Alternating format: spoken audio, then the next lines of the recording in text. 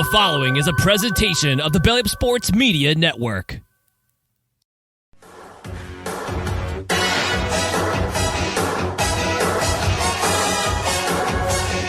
This is the main event.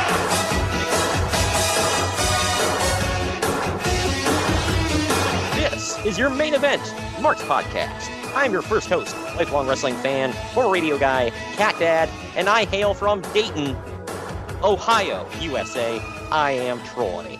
And with me, as always, is the main event collector and figure hunting warrior. He is the ECW Encyclopedia of Classic Wrestling and the Jack Victory to my Steve Carino. He's Greg. What's up, Greg? Hi, Spot. Just told the podcast again. You might want to be careful saying you're from Dayton. There's already somebody on Twitter that thinks you're from there. I think I saw a thread about that. Oh, wow. Yeah. Then the guy asked you, yeah, I'm from the Dayton area too. Something like that. Oh, yeah. Whatever. If Marks want to let me know they're from, Dayton, go for it, man. Of course, I don't think anybody should be admitting that, but it's like saying, yeah. Hey, to let anybody know, I say Dayton because it's the biggest city around me. I'm not, I don't live in Dayton. Yuck. I wouldn't do that. And I'm not from Dayton. This just happens to be where I live right now. So, again, I don't know if I want to admit that, but, it is what it is. Wait. Yeah. But today, speaking of not wanting to admit stuff, we're talking about some ECW. Yeah, we don't want to admit we watched this. Dude, the main event on this show, I like how apparently the main event was Rob Van Dam versus Johnny Smith for the TV title, which, I mean, hell yeah, whoever that is. But then they pulled that, and for some reason they're like, you know what, Johnny Smith isn't a big enough name to take on Rob Van Dam. I'm assuming that's what it is. I mean, maybe he was hurt or something. I don't know. But they were like, let's pull Johnny Smith. I got a great idea. It's Rob Van Dam versus Balls Mahoney. Yeah. That was the match of the year right there. Right. That's that's a good thought process there on the part of EC Dub, man. Paul Heyman, a lot of people refer to him as a mad genius, and it's like, well, this would fall into the mad part of it. I don't know about genius. What part of him thought, you know what? You know who could get an awesome match out of each other for a main event? I know. Rob Van Dam and Balls Mahoney. Got the biggest balls of them all. Right. And did you know that he could never compete or even attend wrestling or amateur wrestling event again? Did you know that? Yeah. Yes. Yeah. Oh, yeah. Because, for those that don't know, he punched a referee in the face and broke his nose, which, they make sure to let us know here because that makes him extreme. Good Lord. This just goes to show you, by the way, that every announce crew in every company ever has had that one thing they always harp on. But like that. Oh, yeah. The Relic being killer spelled backwards. Of course. Currently, we're going through it with Corey Graves and calling Dominic Mysterio a felon, saying he was in jail. Every time we got to hear about it. I personally liked it Money in the Bank when Michael Cole was like, did you hear Dominic says he was arrested for jaywalking and they put him in the Tower of London? He didn't know that the cars drove on the other side. Not to step on this here, but doesn't that make him sound like a freaking idiot? All of it makes him sound like an idiot. Oh, man. It's like, all right, good grief. And I didn't catch this, by the way, speaking of Money in the Bank, but apparently I don't know her name, but the hot announcer lady said that Samantha. Bailey... Say what?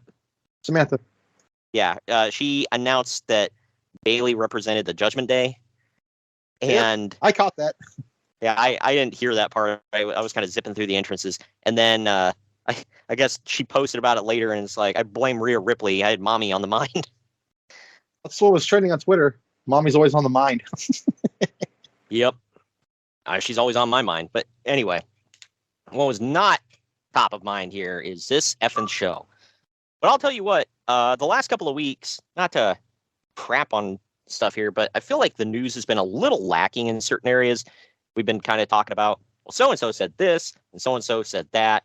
It's just kind of like stupid stuff that never panned out. Blah, blah, blah, blah, blah. Stacy's a bitch. Good Lord, what the hell? But that's the Conan O'Brien joke about anytime someone's gossiping. Good Lord. Is he wrong?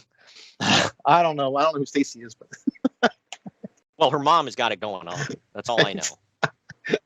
That's a dated joke for anybody out there. But then again, this whole show is dated, so I don't feel bad about it. see, this was '99, right? I don't think the song even yes. came out yet. No, it hit when I was a teenager. I think like 03, maybe somewhere in there. So we're not far off, but yeah, that song's about as old as TNA. Yeah, Think about that and like, all the other Fountains of Wayne songs. Maybe they just went hot with them. Yeah, right. How come when we do Fountains of Wayne, it's always Stacy's mom? They have a deep catalog.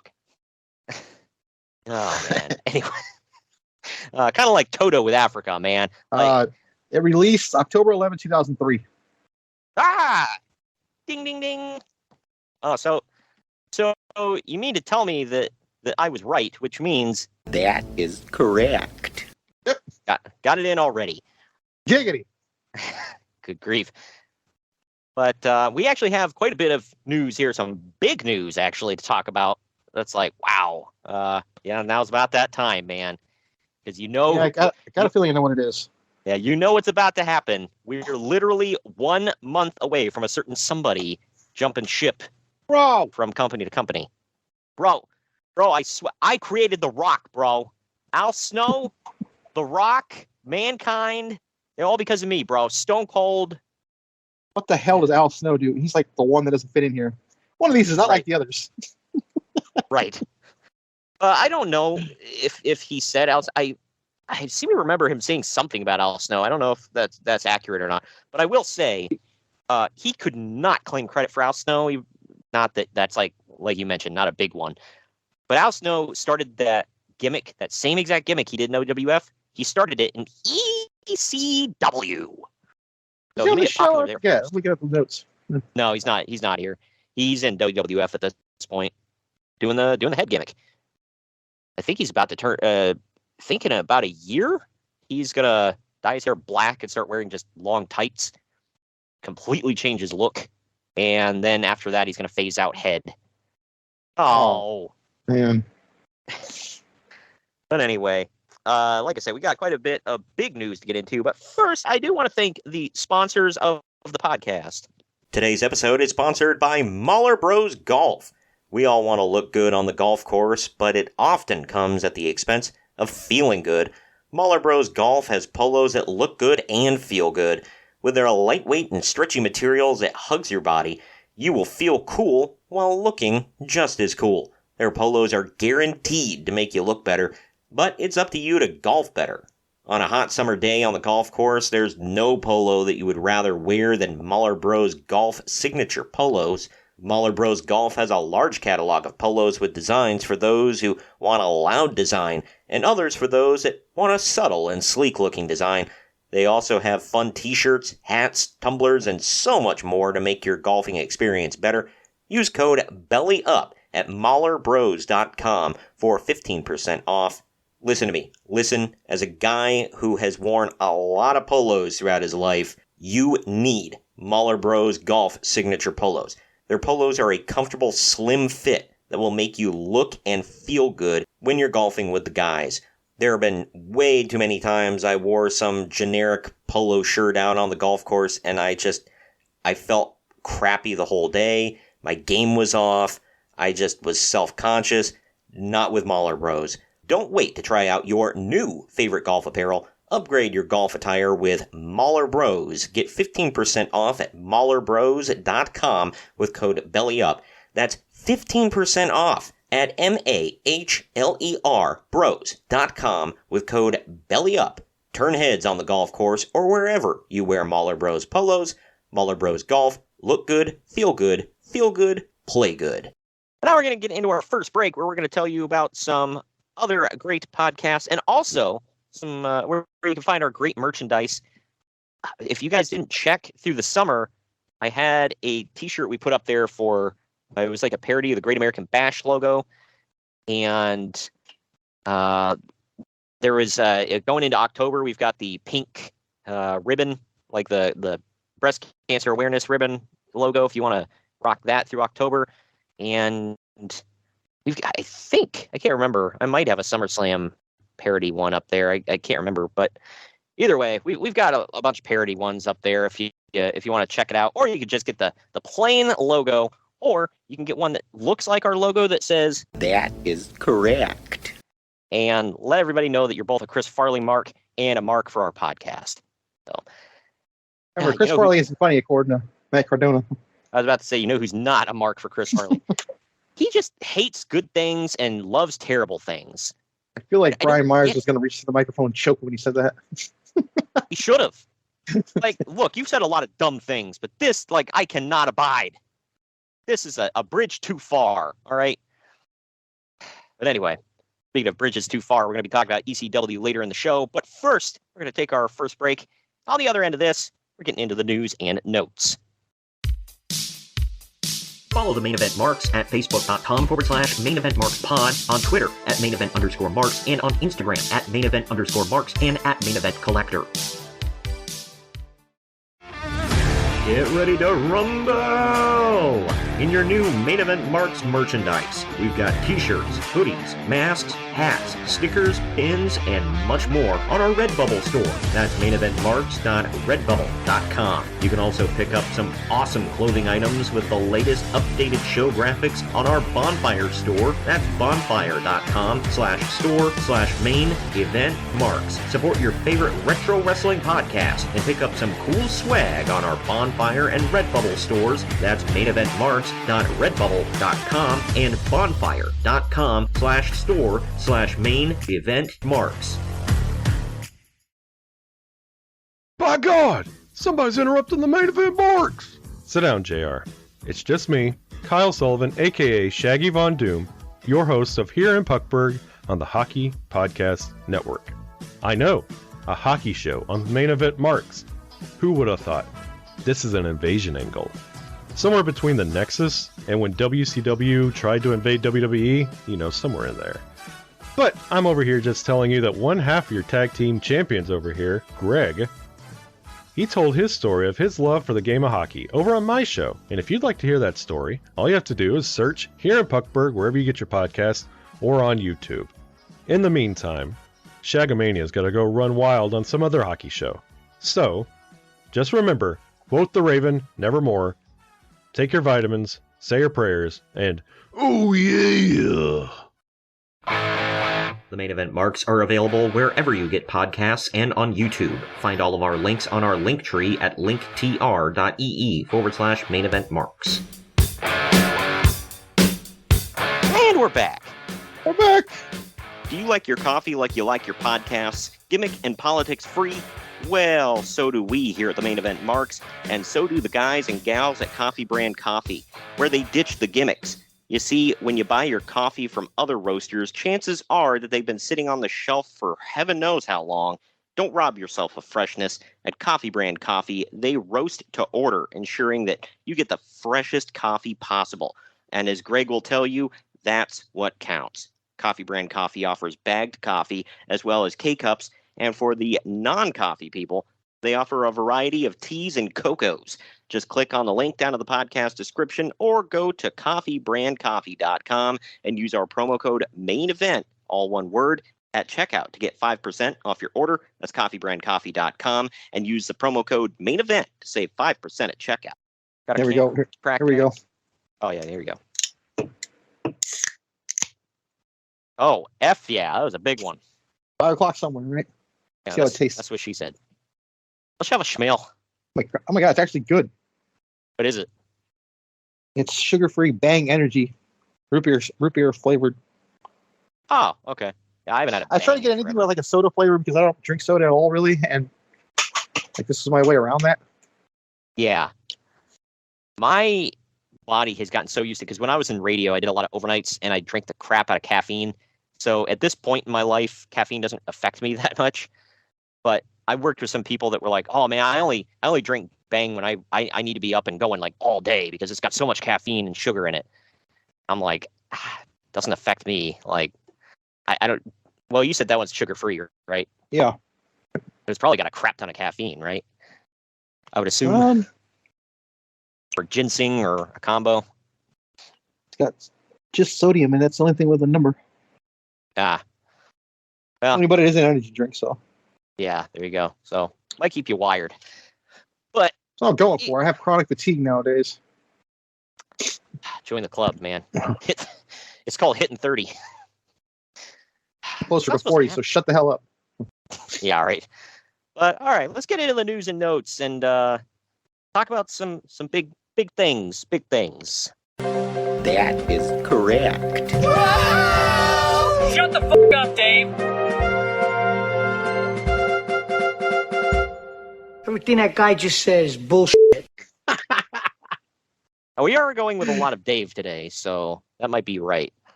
Right on the money.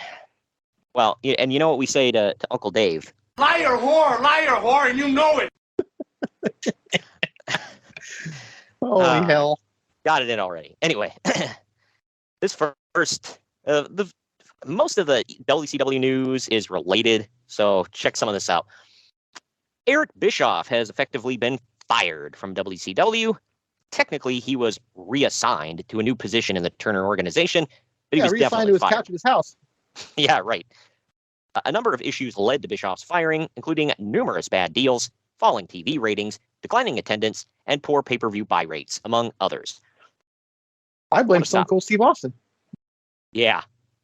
Well, I want to pause there real quick because he said he took over in 94 and he started making money in 95. God knows how. Yeah. Well, Nitro was born. They did a full slate of pay-per-views. So, and he said they always made money on pay-per-view.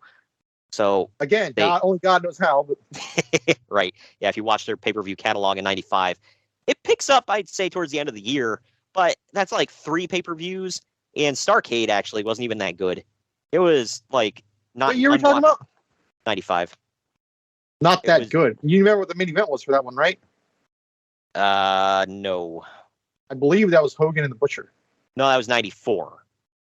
95 was that horrible Battle Bowl, right? Yeah, I think we have that in the archives. It wasn't Battle Bowl. It was it was for a trophy that Sting won. Oh, it was that. No, it was the New Japan where they brought New Japan in. It was like WCW versus New Japan. Okay, the fact that we just listed off 3 things for a Starrcade doing that stupid crap is not good.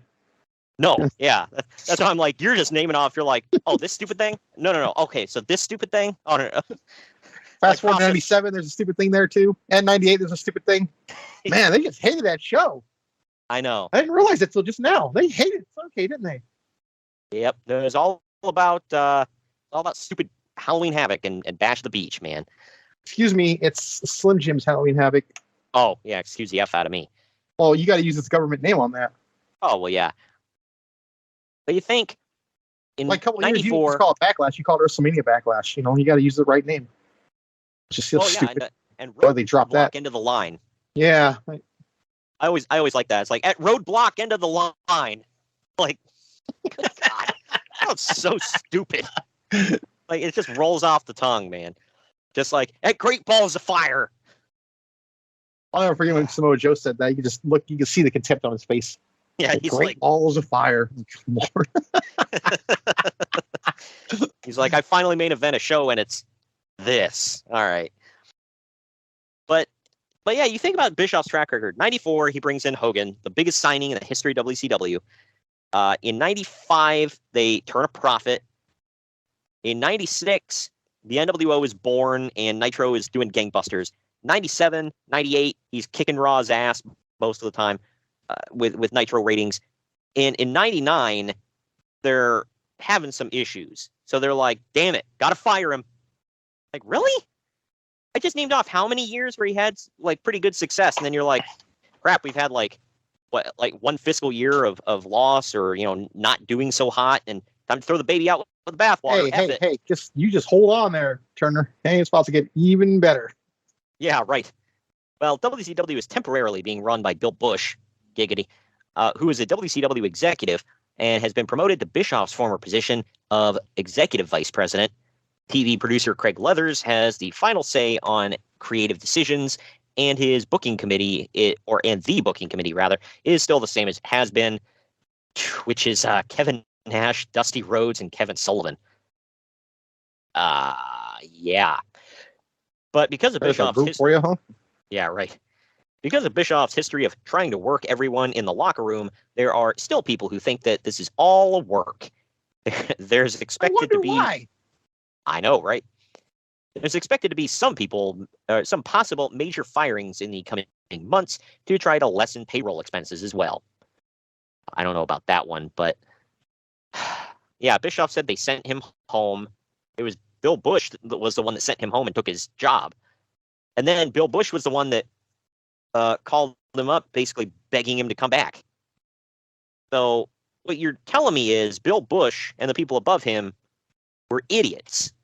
Got it. You don't say. Yeah, with a name like Bush. But Eric Bischoff was blamed by higher-ups for making numerous bad deals. The current $1 million giveaway contest they've been promoting was the first thing that they pulled the plug on after firing him. You remember that? I really don't remember that. Yeah, I don't either. Maybe I remember Vince's stupid one. Oh God, yeah, where the set fell in on him. And that never had an ending, by the way, I don't think. No, they're like, how do we get out of this? Bro, he's going to be killed and gone forever, bro. Bro, it was just an accident. Nobody did it. Yeah, it was right. God, bro. Yeah, God hated it. God wanted revenge on him for that tag match, bro. Hey, man. You know, they always say, revenge is mine, saith the Lord. He waited, man. Like, you remember that WrestleMania where CM Punk decided to, like, a year and a half later, get revenge on Randy Orton for punting him? Yep. Yeah, there you go, man. Gotta let it gather some interest in the bank, dude. Exactly. God is nothing but patient, man. But yep, you hear that? He just said Kenny Omega's patient. Okay. Good grief. But Bischoff was also criticized for the Master P debacle that cost tons of money, spending the Master P debacle. I don't know that one. Well, that's when they had him and the No Limit Soldiers on TV. I'm going to say the debacle was it never went anywhere. Yeah. There may be more to that. Well, actually, but I'm sorry, I'm not up on rap crap. Sorry. I might have alienated something like that too. But.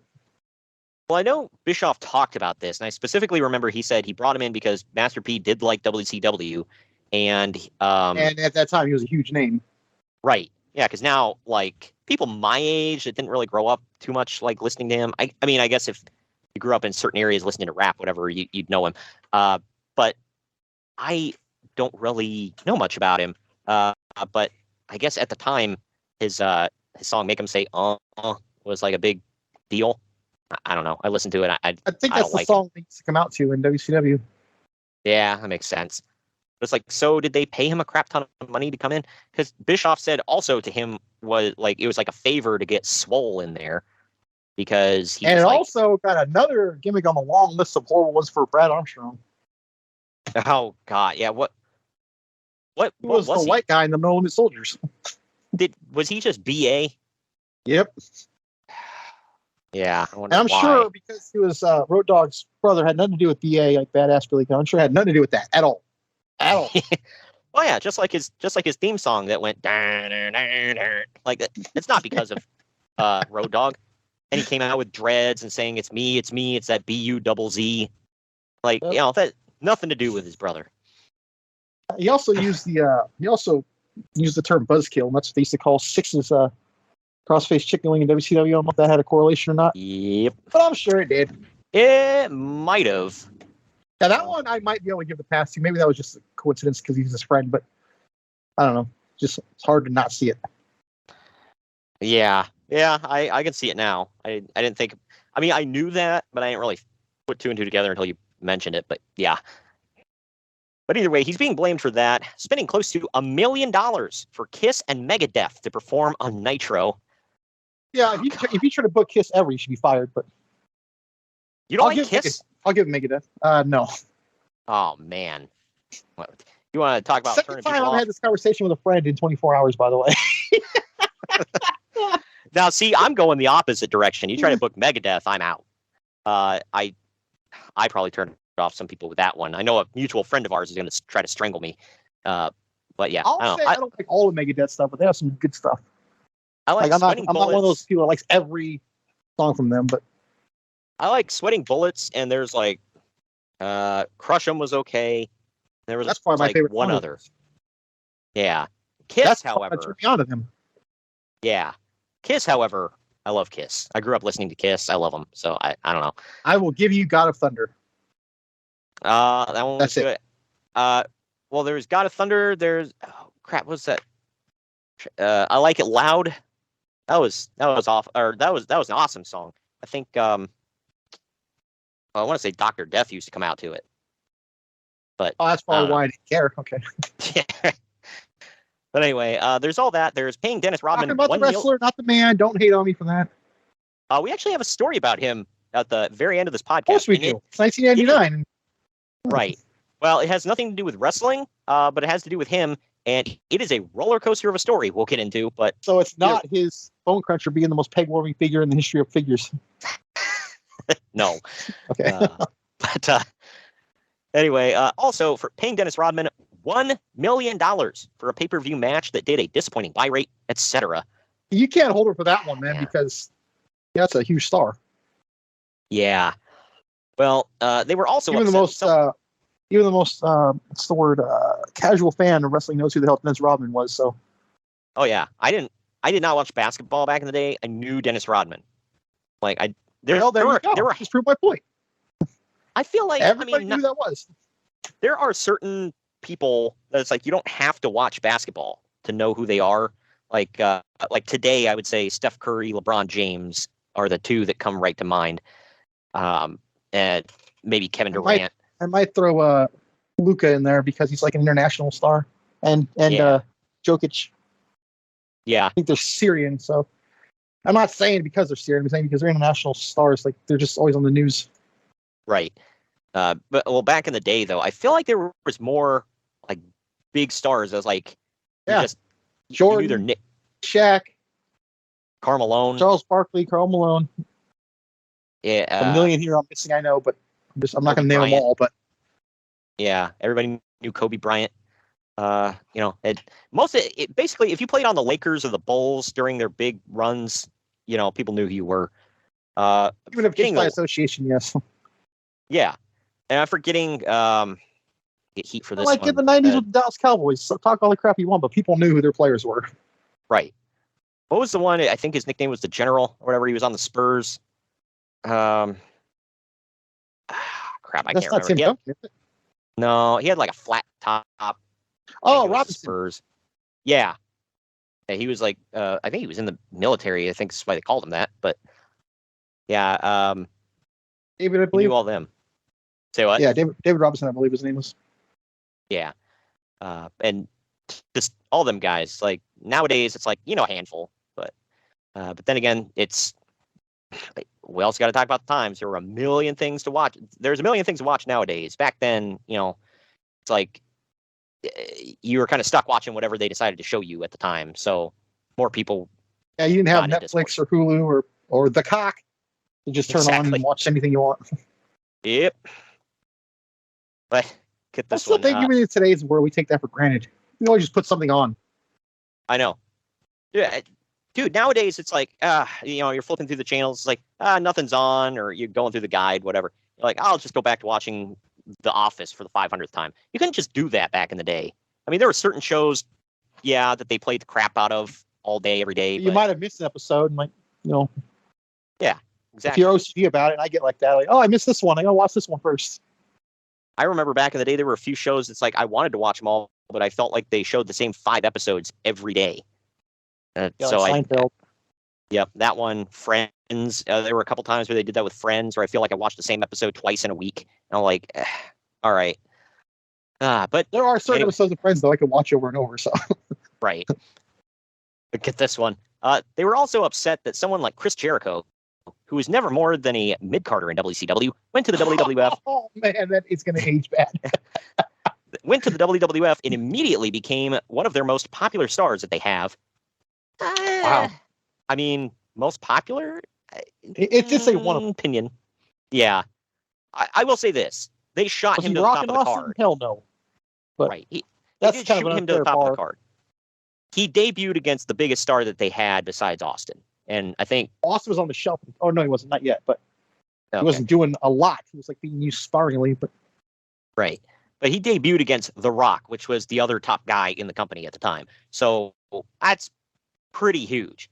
That's like, and you know, and I might get heat for this, but even nowadays, he's a bigger star than Austin, like overall, because of Hollywood.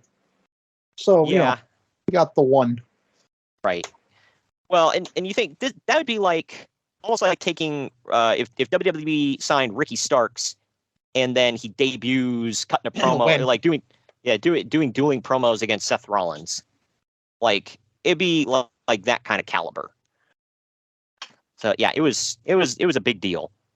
So I can understand them being mad at Bischoff about that. But the fact that the WWF has been steadily in trouble because they used him right. Yeah, right. Proved him to be an idiot. He lost Austin.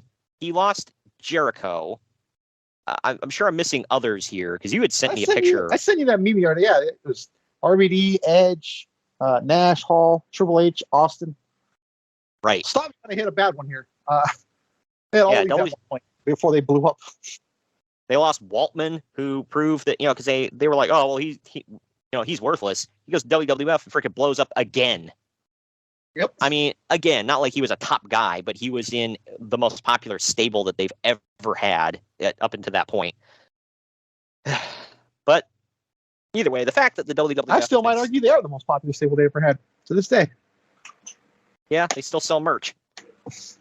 But the fact that WWF has been steadily increasing the ratings gap was yet another reason, with many pointing out the obvious fact that, aside from Goldberg, every single top star in WCW are all 40-plus-year-old washed-up wrestlers from a decade ago.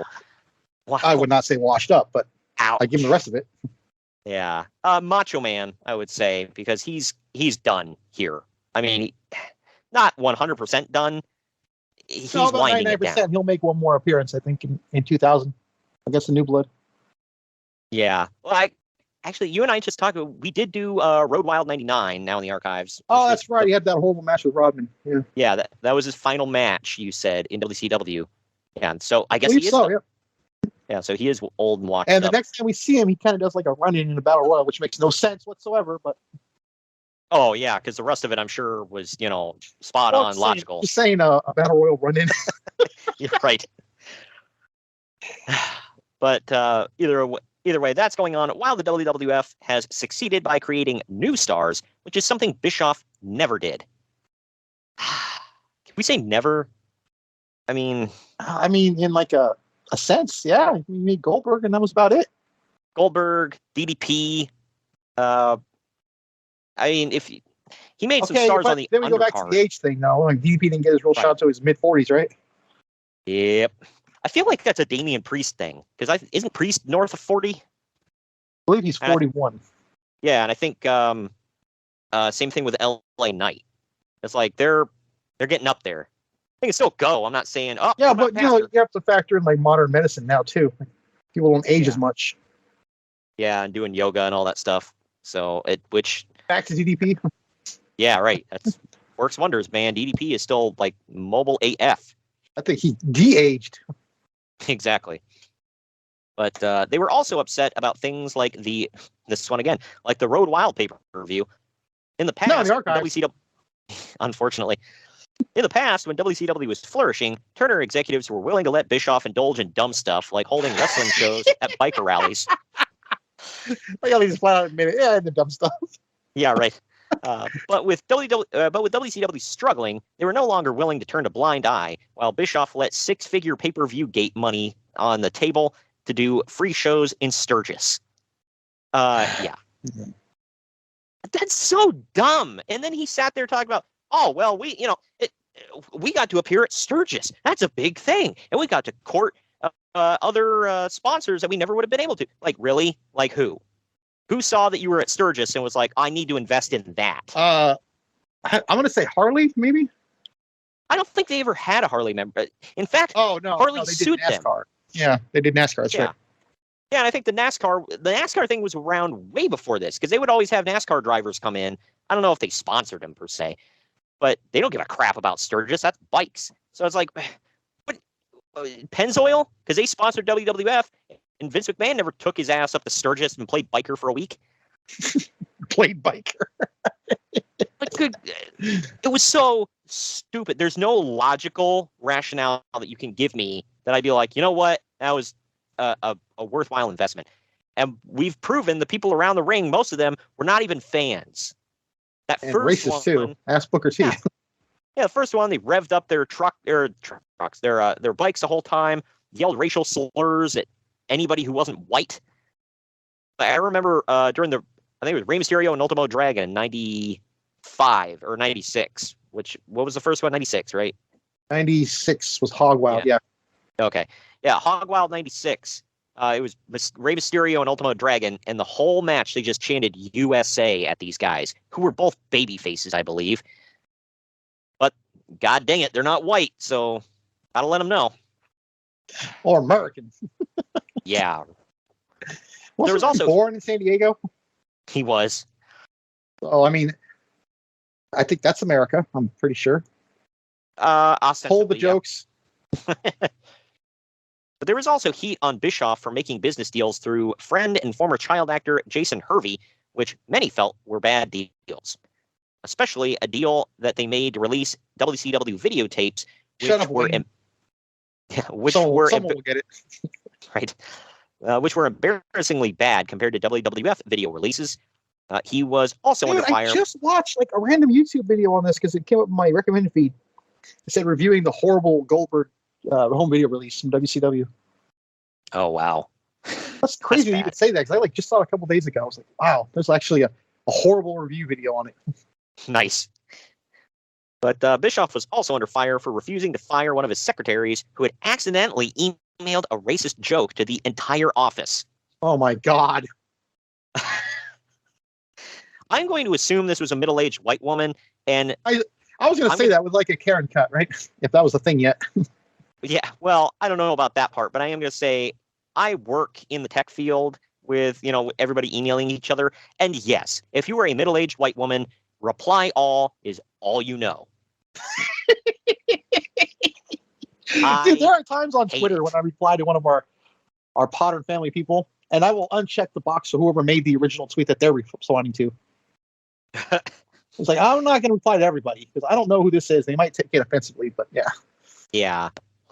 I don't know. I hate that, dude, because we'll get an email from a boss, and then about vacations or something, and then I get an email reply because it was a reply all talking about, oh, can I take such and such day off? I'm like, God dang it, man!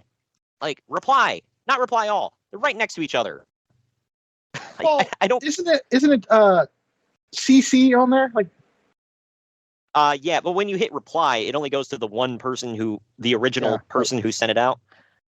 So it's not going to carbon copy everybody, thank God. Which I have, not to sit here and say, I'm the golden boy or whatever. I have never hit reply all because I'm very paranoid about it. And it's not that I'm sending anything inappropriate, but it's like, I'm talking to the boss. I don't need the whole office to know our conversation.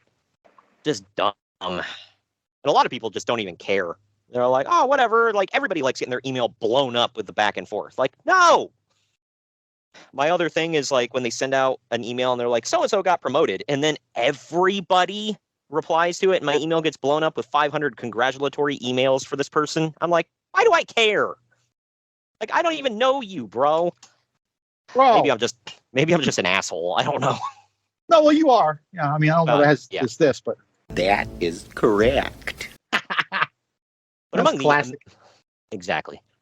Among the immediate changes made in the wake of Eric Bischoff's firing are the New Year's Eve pay-per-view and Kiss concert that have been canceled. Oh, even though WCW had already put down a large non-refundable deposit fee for the date. So, Gene Simmons is a good businessman. He ain't going to ever just, you have our money back. Yeah, look, if you've already put down the money, just effing do it, man. Because now you're just eating the cost. And are you going to see any return out of that? No. Hell no. What's the worst that could happen? People don't watch it? Wow. Well, newsflash, they already aren't. This is the one that was going to happen in the Yankees practice field down in Florida, right? I think. Because Bischoff said that the plan was it was going to be called New Year's Evil, and it was going to go on late at night. And what was going to happen was there was a ring set up on one side of the ball field, and on the other side was going to be a stage, and there would be like a match, and then Kiss would perform a song, another match, Kiss would perform a song, and then they would do that, and they would time it to where like the last match ended, and then they count down to midnight and celebrate the new millennium. And it's like, see, I know this is gonna sound weird, but that doesn't sound that bad to me. no, I think that sounds interesting. And like, like I said, what's the worst that can happen? People like nobody's gonna watch this and be like, oh, WCW has Kiss performing. I'm done with them. Like, I might maybe have. maybe they shut this show off. And I want to point out, by the way, on. that they had already either previously or about to have a Kiss concert on Nitro. So Yeah, this would have been the only time. Yeah, apparently that's one thing they got mad at Bischoff about, was because he spent so much money on that. Which, but I'm sure Tony Schiavone was just like creaming his jeans over. For people that aren't aware, Tony Schiavone is a huge Kiss mark. Huge. Biggest Kiss mark ever.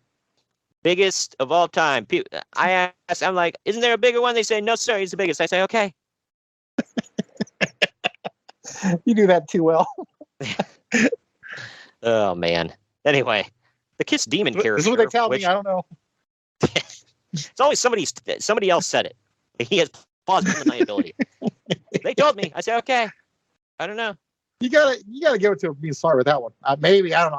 I'm not claiming this. I'm going on what I heard. Yeah, I've heard. Somebody told me. Somebody told me Ted Cruz's dad killed JFK. Okay, that's what they say. I don't know. Anyway, crap. That was a real claim he made during the 2016 election. That was a real thing. Oh my God. Not even joking. I have a good authority that was Magneto, actually, but. Oh, well, yeah. Good grief. Anyway. For those who don't know, that's X-Men. Go watch it or read it, however you prefer, whatever. For anybody that knows the Umbrella Academy, I got it on good authority. It was the child. But either way. The little Grogu, that's the child. Yeah, no, this was the child, the kid, I think, or no. That's Ken Griffey Jr. Can you get your stuff right here, please? I think his nickname was, because they all have code names. I think it was the boy. Number 12. That's Bart Simpson. Whatever. You have nothing Good God. today, dude. You're missing everything here. False.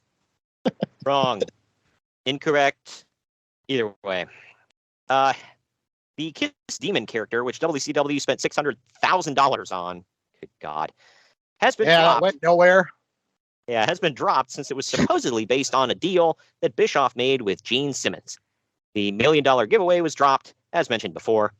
The movie was being filmed with WCW wrestlers, was going to be dropped, but it's too far along in production to back out now, so they're going with it. Go. Yeah, hit the red line on that one now. Yeah, well, at least they got in Ready to Rumble. Thank God. I have daily. Bischoff was supposed to have a starring role in the movie as an evil promoter, but he will now be replaced with actor Joe Pantoliano. Yeah. Is that how you pronounce it? Pantoliano? I think so. I don't know. I'm supposed to be the Italian here, but I don't know. For those who don't know, he's the police captain in Bad Boys, but that's how I knew him before this. Joey Pants, I'll say. That's his nickname. Joey Pants, how you doing? There will be no more Road Wild pay-per-views. No! Oh, don't worry. They're going to replace it with something better. Yeah. Oh, thank God. Vince Russo comes along to save us all.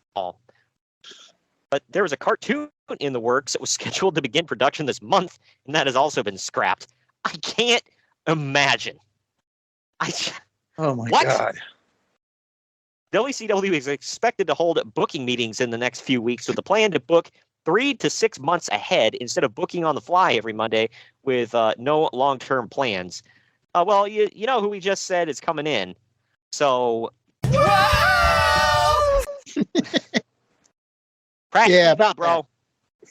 Things have gotten so bad on the front that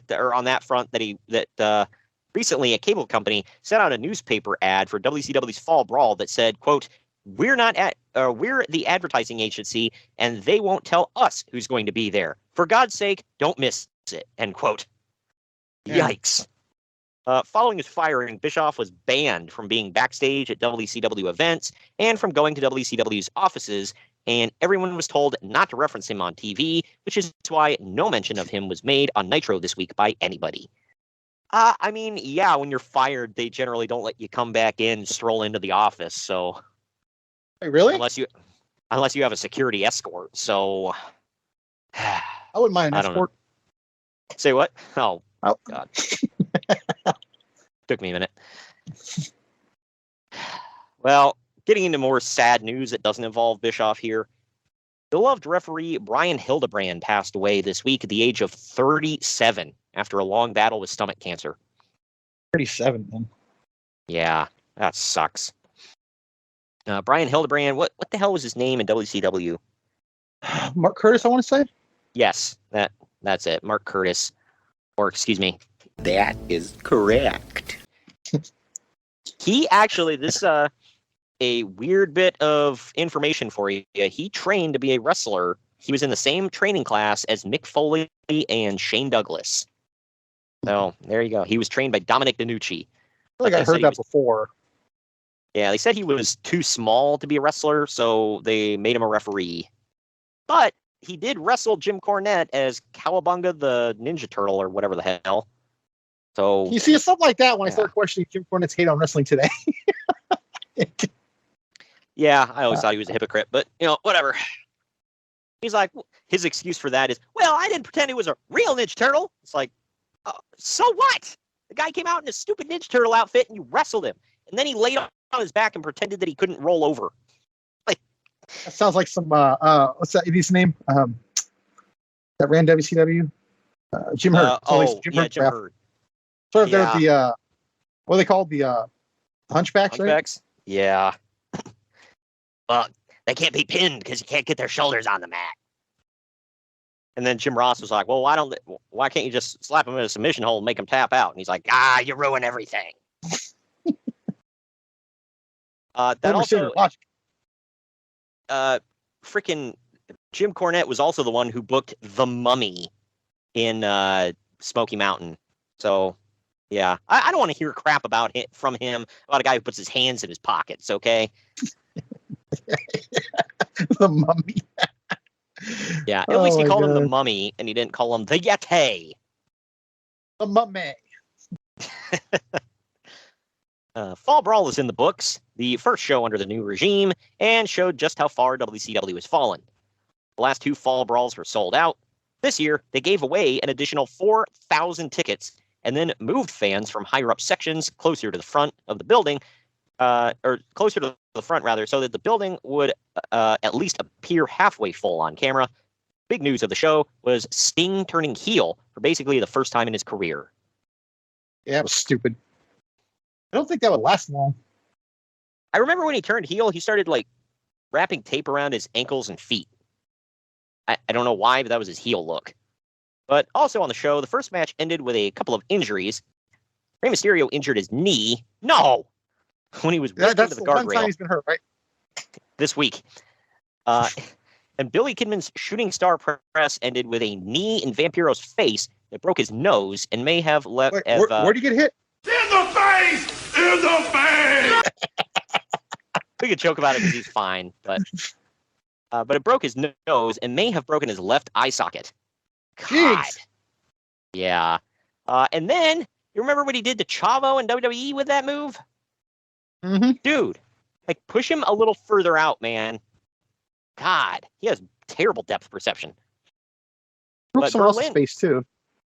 Yeah, I can't remember. That sounds familiar. Wasn't it Cody? Cody Rhodes? Yeah. Billy Kidman? I'm thinking of Rey Mysterio. Never mind. Oh, yeah. Yeah, Ray broke his nose with a 619. I knew it was one of the filthy animals. Yeah. But Berlin was supposed to face Buff Bagwell, but Jim Duggan ended up filling in for Bagwell. On the show, they announced that Bagwell hadn't arrived, but the real story is that he apparently complained about doing the job to Berlin, so they took him out of the match.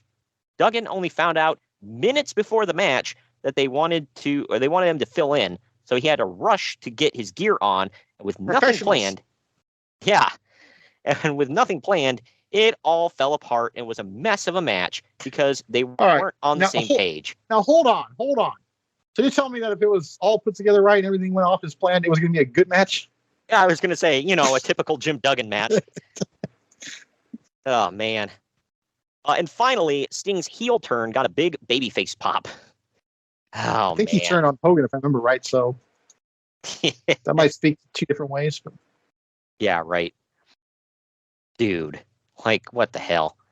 Well, kind of like, didn't Shayna Baszler turned on Ronda Rousey, didn't she get cheered? Pretty much. Do you remember in, was it New Orleans? When Roddy turned on Pete Dunne and joined the Undefeated Era? We were there, remember? Was that New Orleans? Yes. Yeah, do you remember that? Yes. Freaking that cool heel turn went over really bad. Babies hit the roof. I think that included me and you, by the way. Yeah, right. You and I were like, what? Yes! Ah! Like, we freaked the F out, man. And it's like when Becky turned on Charlotte. Everybody cheered the crap out of Becky. Me and my buddy were going nuts. Because everybody hates Charlotte. Like, you honestly expect Becky to get booed for that? Like, everybody's like, thank you. I think they actually chanted, thank you, Becky. Between that and Nia Jax breaking her nose, that was the whole catalyst of her megastar status. Yeah, right? Yep. But, yeah, I don't know. That's just dumb. By the way, I want to say we reviewed this show. Fall Brawl? Let's see. Fall Brawl. I don't think we did. We did. We got. Oh, okay. We got a worse one coming up. How dare you? In a couple weeks here. 2021, September 2021, we reviewed it. So okay, I don't remember anything past last month, so get off my case. Yeah. It's deep in the archives. The only reason I remember because I remember watching that Berlin and Jim Duggan match, and we talked about it. And you can see the look on Berlin's face. He was like, God dang. Oh, you stupid Americans. He was visibly frustrated during this match because like it just sucked an ass. But anyway, that's why it was not that bad, I think.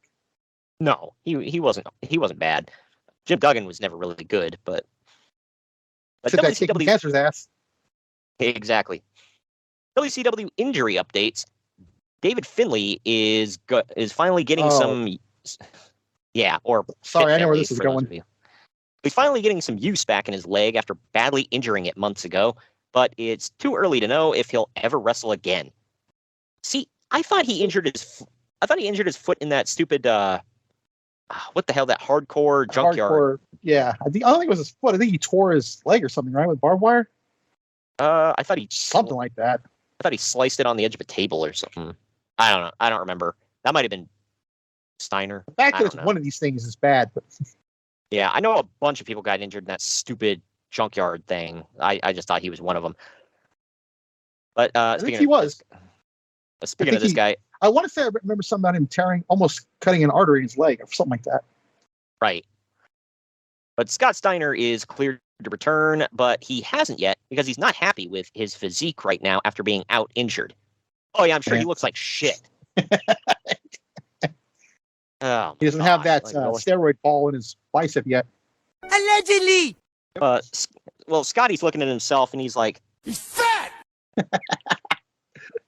But also, Wrath should be back right now after being out injured. Yeah, he's coming back soon with thank God. Chronic.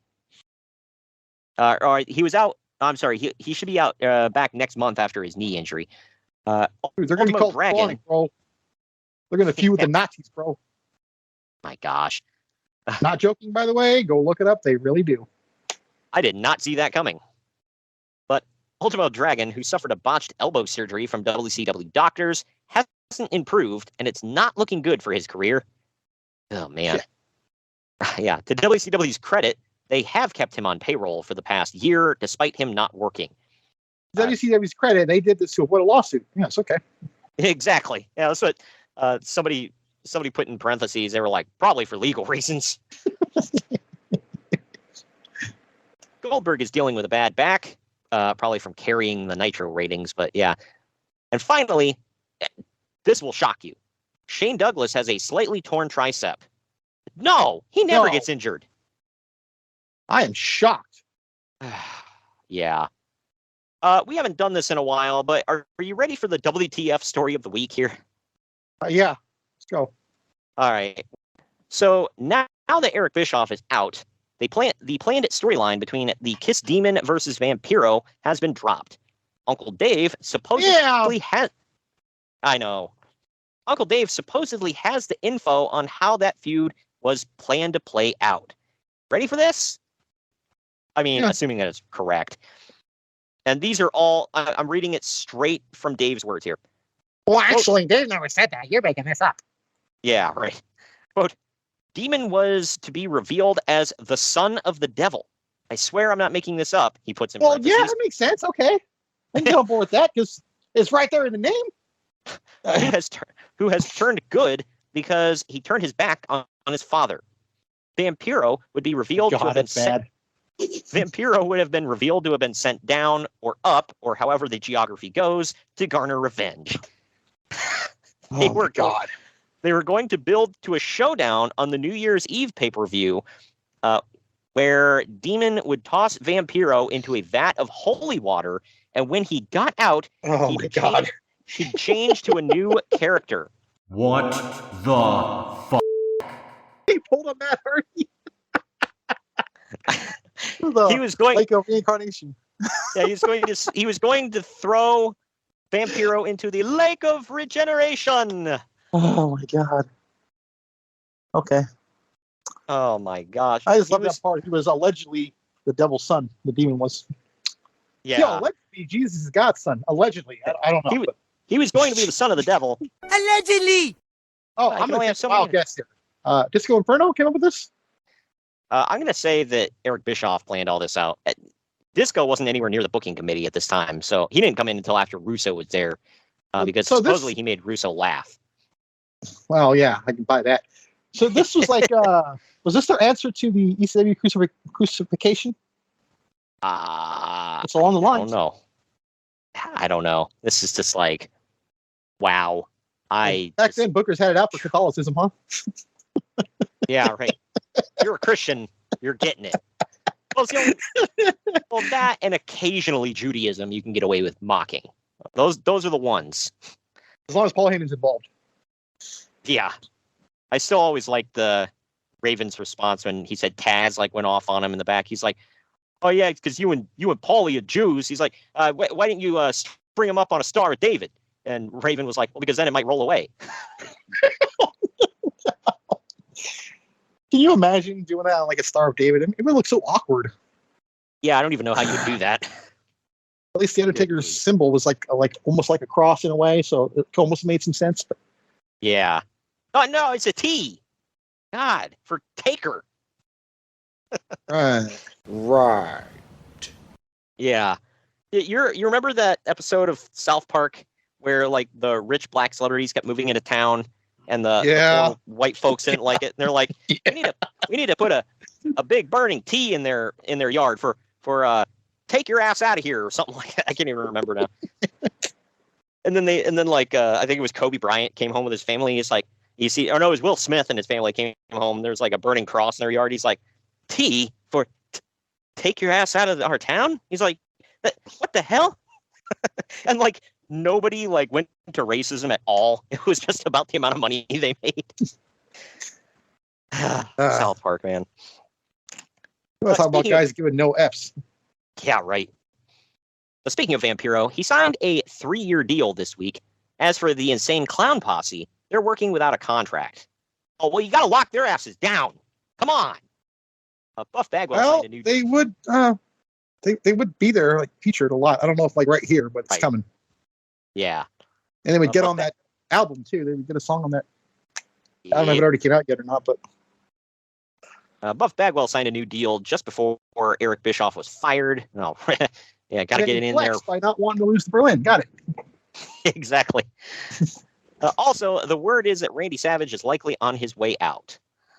Yeah, well, that is correct. In a sense. Yeah. He would make an appearance, but I guess that doesn't mean he was back. So, yeah. Right. But there's lots of heat within the Nitro girls. Apparently, none of the other girls like Kimberly Page or Spice. Yeah, I wouldn't like the 10s either. Yeah. I heard that well, I guess I should say I heard Allegedly. that Kimberly was pretty pushy and kind of a biatch with the other Spice Girls, not Nitro Girls. Spice, I don't know who the F that was. It was the white one with the short hair. Oh, She actually hosted WCW Saturday Night with Hudson when it became like a recap show. yeah, okay. Melissa Bellin, it's her real name. I don't think she went on to frickin' do anything after. Yeah, she would be. I think Medusa's like they did the whole thing with her and Medusa like they did with Miss Kitty in China. She was like her little slave. Yeah. They had some what do you call it? Lesbian overtones. Of course. Everything with not Bischoff. Everything with Russo had to have some kind of gay undertones. Like, dude, grow up, man. But yeah, no, I'm talking like after wrestling. She was with Evan Courageous for a minute, I guess. I don't know, but I remember that because her and Medusa had a cat fight over him. Not making that up. Of course. This is going to lead into our next segment of the news here, but Raven's contract release from WCW included a clause that he couldn't publicly say anything disparaging about the company. Speaking of Raven, even though you have to write that into a deal, is it a red flag for you? Yeah, that's become a thing. It's like you got an NDA on that contract. Like, well, look, we'll let you go. According to Jim Cornette, Tony Khan sleeps with this thing under his pillow. Oh well, you got to think WWE doesn't do that. That's like the only thing, as far as I know, that WWE doesn't do is, say, well, you can't trash talk us afterwards. But speaking of Raven, even though his base salary in ECW is only half of what he made in WCW, so That's this was still smart probably to jump too ship. high. I'm not Raven. I'm just saying I can't believe they have the money for that. Right. Well, what am I saying? Of course they don't have the money. They're not going to pay him. But Wow. But the deal includes provisions where he gets a cut of any potential growth ECW has over its current level. So if ECW succeeds on that's TNN... the smartest investment ECW ever made. So if ECW succeeds on TNN, Raven stands to make a lot more money down the road. Spoiler, ECW does not succeed. So, yeah, like, good God. Smartest investment in history. Yeah, right. Did you ever see that episode of 2.5 Men when Jake said, Dad said I can have $100 for every A I get? And Charlie said, really? And Alan's like, yeah, smartest investment I've ever made. That's effed up. Oh, man. All right. Well, we haven't done this one in a few weeks, so... This week in ECW. My Jewish father lawyer. Good God. I shall air dry, bitch. But just 1 month after agreeing to a 3-year contract with ECW, it appears that ECW champion Taz is now headed to the WWF. He's expected to drop the title ASAP, likely at the pay-per-view, but he will remain with ECW until the end of the year. Yeah, that tracks. Yeah, what happens. Does he stay until the end of the year? I mean, I'm pretty sure he doesn't debut until the Royal Rumble, so I'm going to assume. And just because he's not on TV doesn't mean he didn't stay, by the way, before he was never on TV again. That don't mean anything. Right. But he doesn't make it that long, apparently. The pay-per-view was supposed to be Taz defending against Masato Tanaka, but they're likely going to add a third person and make it a 3-way dance. Wow. Yep. Give it to him. Yeah, right. So he got that ECW, one. Yeah. That is correct. So on ECW, he actually knows what the hell's going on sometimes. How about that? But, I was watching, you remember that documentary on ECW? Which, for as much as I talk about ECW, hate it, that was an amazing documentary. Oh, yeah. When they said that Mike Austin pinned Taz, he was the first one out, and the whole place went quiet. Like, I'm not buying that because he was on his way out, so why would they go quiet? Wouldn't that hardcore fan base be like, oh, screw you, get the hell out? Although on the show, I don't know. I mean, they didn't go quiet. They were kind of like, I feel like they cheered, but... Yeah, because he sold out to the big corporation. That's one thing. I was waiting. I was like, are they going to chant something at him, like, na na na na, or you sold out or something? But nah, they were pretty respectful to Taz. Like, they cheered him. They gave him because they knew that company was crap, and he was going on to be a star. Well, maybe not in wrestling, but at least announcing. Well, hold on now. I don't know how much. Yeah, you were right about the announcing part, but Taz and Heyman are trying to present it as an amicable split since they still have to work with each other for the next 3 months. But behind the scenes, there's a lot of friction that led to this, mostly between Taz, his agent, and Paul Heyman when negotiating a new contract that would make Taz by far the highest paid wrestler in ECW. Taz Take a moment and talk about how Taz has an agent, because that's new to me. But yeah, right. Taz apparently is it part of the Lollipop Guild? Good God. Well, if he was going to have an agent, I mean, he's from the area of New York where the mafia does not exist. So they know a thing or two about business. He knows how it goes. All I'm saying is, you screw with Taz, something might happen. I don't know. What are you doing? And we have said that we've made it known Paul has his Jewish father lawyer. So my Jewish father lawyer. Taz wants to make sure he's not getting screwed. All right. And there is precedent for that, to be fair. Yep. Taz apparently never actually signed the deal, but was being paid based on a new contract while they worked out the final numbers. But he had apparently signed a letter of intent and given a verbal agreement. But apparently, Taz's agent contacted WWF again and set up a secret meeting with Vince McMahon. I found out his agent. His agent is Joey Numbers. Can't believe I missed that one. Down at the Port Authority. Good God. Heyman found out about the meeting the next day and exploded on Taz and pulled his contract offer and tried to get Taz to drop the title to Sabu over the weekend, but he refused. Yeah, I would too. Mike Awesome was a far better choice. And I'm not being sarcastic. Well, in retrospect, maybe not. Yeah, right. Well, at the time, though. Yeah. Yeah, you would think.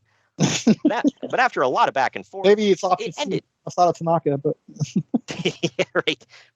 But with a lot of back and forth, it ended with Taz agreeing to stay with ECW for the rest of the year to avoid any legal action over the contract he had agreed to and had already been getting paid for. Heyman also I know a guy named Jerry McDivitt. Yeah. Heyman also had a lengthy discussion with McMahon, who insisted that Taz approach them, not the other way around, and McMahon agreed to let Heyman use Taz for the rest of the year before starting him in the WWF in January. Paul was a charming son bitch, wasn't he? Yeah, right. That's like. You know what's ironic about all of this? I think we have this in the archive somewhere. But Taz would go back. Obviously, we know the famous story to win the title from Awesome. Yep. So after all that, he goes back to help them. And it didn't mean a damn thing either. Right. For anybody because we did talk about it, and it's we talk about it in shorts on YouTube. We talk about the numbers did not pan out in their favor for that. Like, nobody gave a damn. Numbers didn't go up at all. It's just like, oh yeah, whatever. And then they bring Taz back with the ECW title on WWF television and squash him and Tommy Dreamer under the boot of Triple H. One thing that's forgotten about that? Like Michael Cole says, over the weekend, Taz had a day off and went over to ECW. They made it sound like it was just like a pickup game of basketball. Oh yeah, on the weekend he won the ECW title. Like, wow. Yeah, right. Like, who gives a damn? I mean, in the long run, who gave a damn? But still, this story tracks big time. So, former ECW wrestler Pitbull 2 and his girlfriend are appearing on an episode of Jerry Springer, doing a thing where she's leaving him for another wrestler who turns out to be Iron Sheik. Good Lord. It's all the work, of course. Wow. You don't say. Wait. Jerry Springer was a work? Yeah, right? You mean that guy's girlfriend wasn't really a horse? Come on now. You mean that guy's girlfriend wasn't cheating on him with his grandma? Yeah, right. Oh, man. Part of me wishes it was real, because, like, that just tells what a sick mind you got to come up with this shit, man. You know what I mean? Well, if it happens, I'm not saying it's okay, but it happened. Okay, you didn't just seem like sick fantasy. You know what I mean? Well, it's stuff that they come up with for not only this show, but then Steve Wilkos had a show doing it. Mari and Montel Williams had shows doing similar crap. The sick part is Wilkos was like a cop. He was genuinely a good person. Decided this was better. Yeah. No, I was going to say, first he had to play security guard for Jerry, and then he gets his own show as a reward, I guess. Like, Chicago didn't pay their cops well, I guess. Yeah, tell me another one. Oh man. But anyway, this one also tracks. Shane Douglas still claims that ECW rather owes him over $140,000. He says that ECW has only made one payment to him of $5,000, and then they never made another payment since. Paul Heyman says that Douglas is Target doesn't pay lying. well enough. Wow. Paul Heyman says that Douglas is lying. Just for the record, when ECW filed for bankruptcy in 2001, filings show that they still owed him $48,000. Considering that's more than Heyman claimed, and this is still 2 years before that, you've got to think that Douglas is telling the truth here. Yeah, I kind of. You know what? I'm not going to get it in. So no, fuck the Steelers. Yeah, exactly. I was going to say I got to side with the guy from Pittsburgh here. Like, Paul Heyman owes you money and then lies about it? Tell me another one. I don't believe you. You are lying. You are making this up. He's never going to owe Brock Lesnar money because who the hell is going to want to be on the line for that guy? You might rip your head off just proving the thought of him not being paid. Yeah, he'll shove your head up your own ass. Make you lick your own stomach. Good grief. Getting into the WWF side of things, the main event of WWF's upcoming Unforgiven pay-per-view will be a 6-way match for the vacant WWF title. And do you know why it's vacant? No. Oh, yeah. That's a story in its own right. I haven't seen the show, I don't think. That's the one where Vince won the title and forfeited it. Oh, God. Yeah. You know, the only title like of the major three he hasn't held is he was never WCW champion. That's kind of crazy to think about. I know. Of all the belts, he made sure to make himself ECW champion, and he made himself WWF champion. Well, apparently, according to him, he helped fund ECW for a long time, so it was kind of like his company, you know? Right. But it's like, really? He didn't want to just drive that boot into their throat a little bit more, piss on that corpse a little harder? It's like, ha, I got your belt now, pal. No, because Triple H loves that belt, so he wouldn't let him do it. My thought is that he was made aware that Vince Russo and David Arquette once held that belt, and he's like, oh, God, pal, that's been crapped on enough. Worse than I could do to it. Like it's kind of like stabbing a corpse, isn't it? Yeah, right. It's like standing over a dead horse, beating it, and yelling, "Giddy up!" Oh my God! I'm just like imagining it now. Do you remember when Vince made Jim Ross kiss his ass? He put his cowboy hat on and was galloping around the ring. That's what I'm picturing now. Oh man. The only thing that could be worse is if he like made himself WCW champ and then in a segment pissed on it. Like that's the only thing. Wow. That's a big gold belt now, pal. Ric Flair may have actually cried. He loves bodily fluid stuff, so. I know. Ha ha, pal, I farted. They said he loved when he because they said he would always be the driver, and he would rip a rank ass fart and then lock the windows. It's wow. Are you hurting yourself too? Like, I don't want to sit in that. Like, as a courtesy to myself, if I pass gas while I'm driving, I roll my own window down. So I'm like, I don't want to smell it. I'm not going to do that to everybody else in the car. Good grief. You do that to me and kick me right in the head. JR said we've already come back, so never mind. Yeah, exactly. So I haven't done that. Well, JR said he almost threw up on him multiple times when he did that. Yeah, I can believe it. I got a severe gag effect too, so. Dude, I would have just like straight up. There is this meme I saw, some dude like punching his way out of a car window, and it said when somebody farts in the middle of winter and you can't roll the window down. Anyway, carrying on with this though. Now we're done talking about farts. Well, we're getting to something that's close. It's expected to end with Triple H winning, but they've put him in with all those other guys because they don't quite have confidence in him to headline a pay-per-view on his own yet. Who? Does it? Triple H? Does he win? He wins, yeah. But okay. Yeah, he hasn't headlined a pay-per-view. I didn't realize that. Yeah, because SummerSlam was a triple threat. Yeah, okay. So maybe he does. Maybe that is the reason. Let me think here. When's his first headlining pay-per-view by himself? Survivor Series is another triple threat. That's October. Man. October is WrestleMania 2000. 4 of them. Jesus, I didn't realize this. Yeah. Hold on. what's in October '99? It's No Mercy. I think he's not in the main event though, is he? Is he? That's. Let me see. Wait, does Triple H win this? Because I feel like that's. No Mercy in 1999 was in the Gund Arena in Cleveland. How about that? The main event was Triple H versus Stone Cold. No holds barred. Okay. Okay, well, I'm not going to count that because that's Austin. So we're talking about Triple H and somebody that's not a major star. So, right. Unforgiven 99 was him and Vince. Was that the main event? Again, that's another.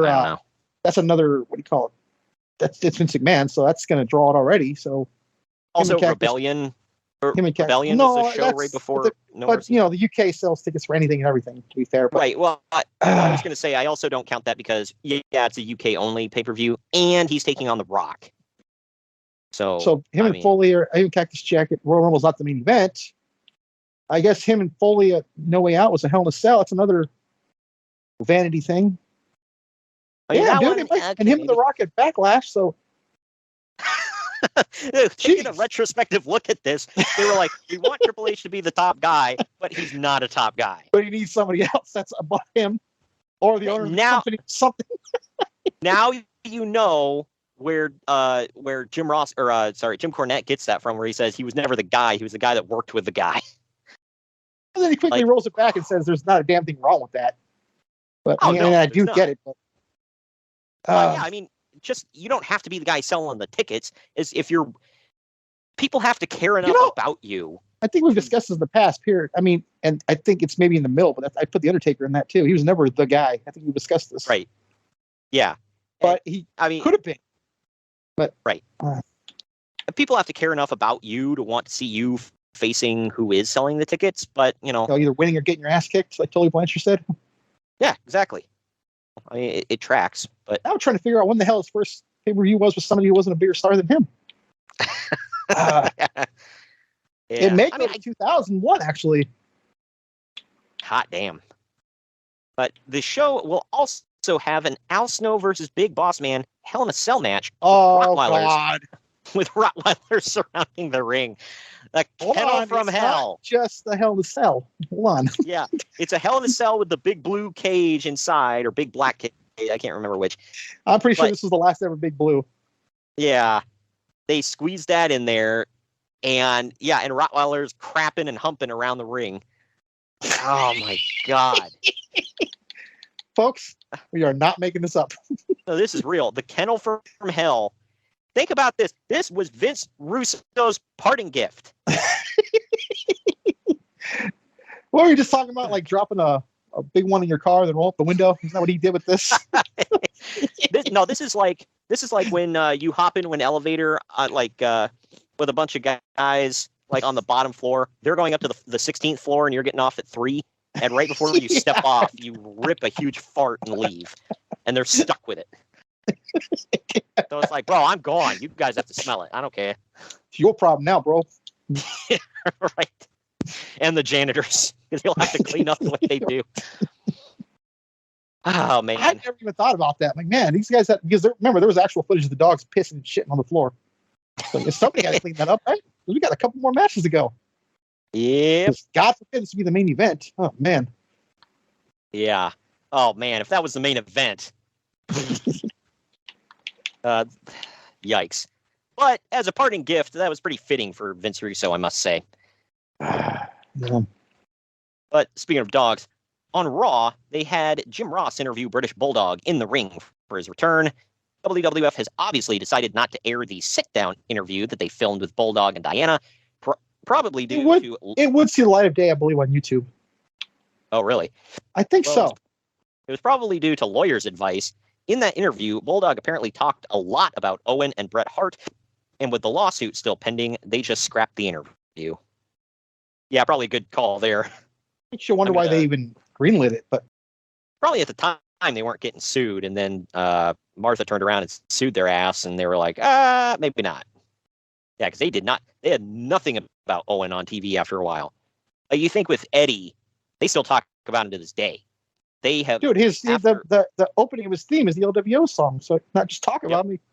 Here you go. And they mention him every time Dominic's in the ring, and yeah. So, well, I mean, I also want to point out that just goes to show his cultural impact. That more, not to disrespect Owen, but Right. But Obviously, Owen he was was a like, way big star, but right. But I feel like more people would have done, because Owen was beloved, and a lot of young guys today say, "Oh, yeah, I loved Owen Hart, grew up watching him, whatever." Obviously, Bret was the bigger star, but Owen innovated a lot too and brought a lot to the United States.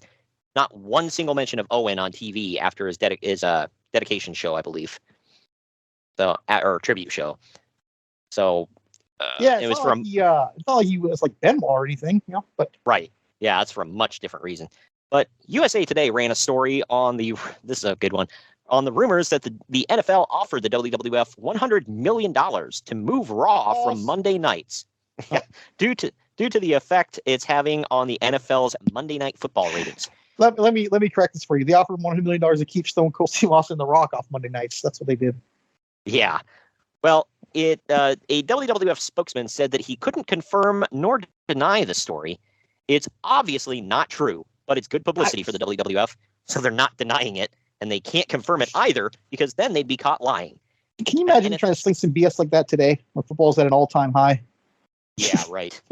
An NFL spokesman officially hold on, though. I want to point out they don't run pay-per-views on Sundays on Peacock no more because of the NFL, but I know it's a different reason because NBC runs a football game. But is that why they do the Saturday? I believe now? so. That's what someone said. Yeah, that makes sense.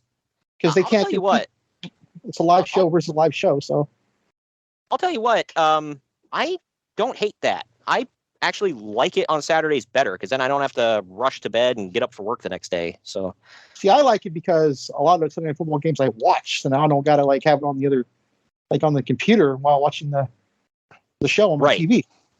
That's another thing. But it's true that wrestling has had a small effect on the NFL's ratings, but nowhere near the same effect as other programs on Monday nights. Shows on CBS, NBC. Other shows, huh? Well, what can they possibly mean? Yeah, well, shows on CBS, NBC, and Fox all take a much bigger chunk of the NFL's audience. Uncle Dave says that's what I couldn't even tell you. Ally McBeal and something else. Well, check this out. Uncle Dave says that if the NFL wanted to pay someone money to move a show, they'd probably spend it getting CBS to move Everybody Loves Raymond, since even the reruns of that show double the number of viewers that Raw does against the NFL. Wow. No love for Ally McBeal, huh? I remember that because someone I knew in high school always watched that show. Yeah, my mom did. I never seen a single second of the show, but I know what it is. I will say this, for anybody that they're going to get mad at me, didn't care for Everybody Loves Raymond. I don't like it. I've seen it. I like the clips I've seen of Brad Garrett. That's about it. Yeah, he's funny, but like intimidating. My wife, funny. Right. I was talking to my wife about this before. Like, she hated it too, and we're like, he's just like, in every episode, all he does is bitch, and his mom comes over and she bitches, the dad bitches, the brother bitches because he's not getting enough attention. The wife gets treated like shit in every episode.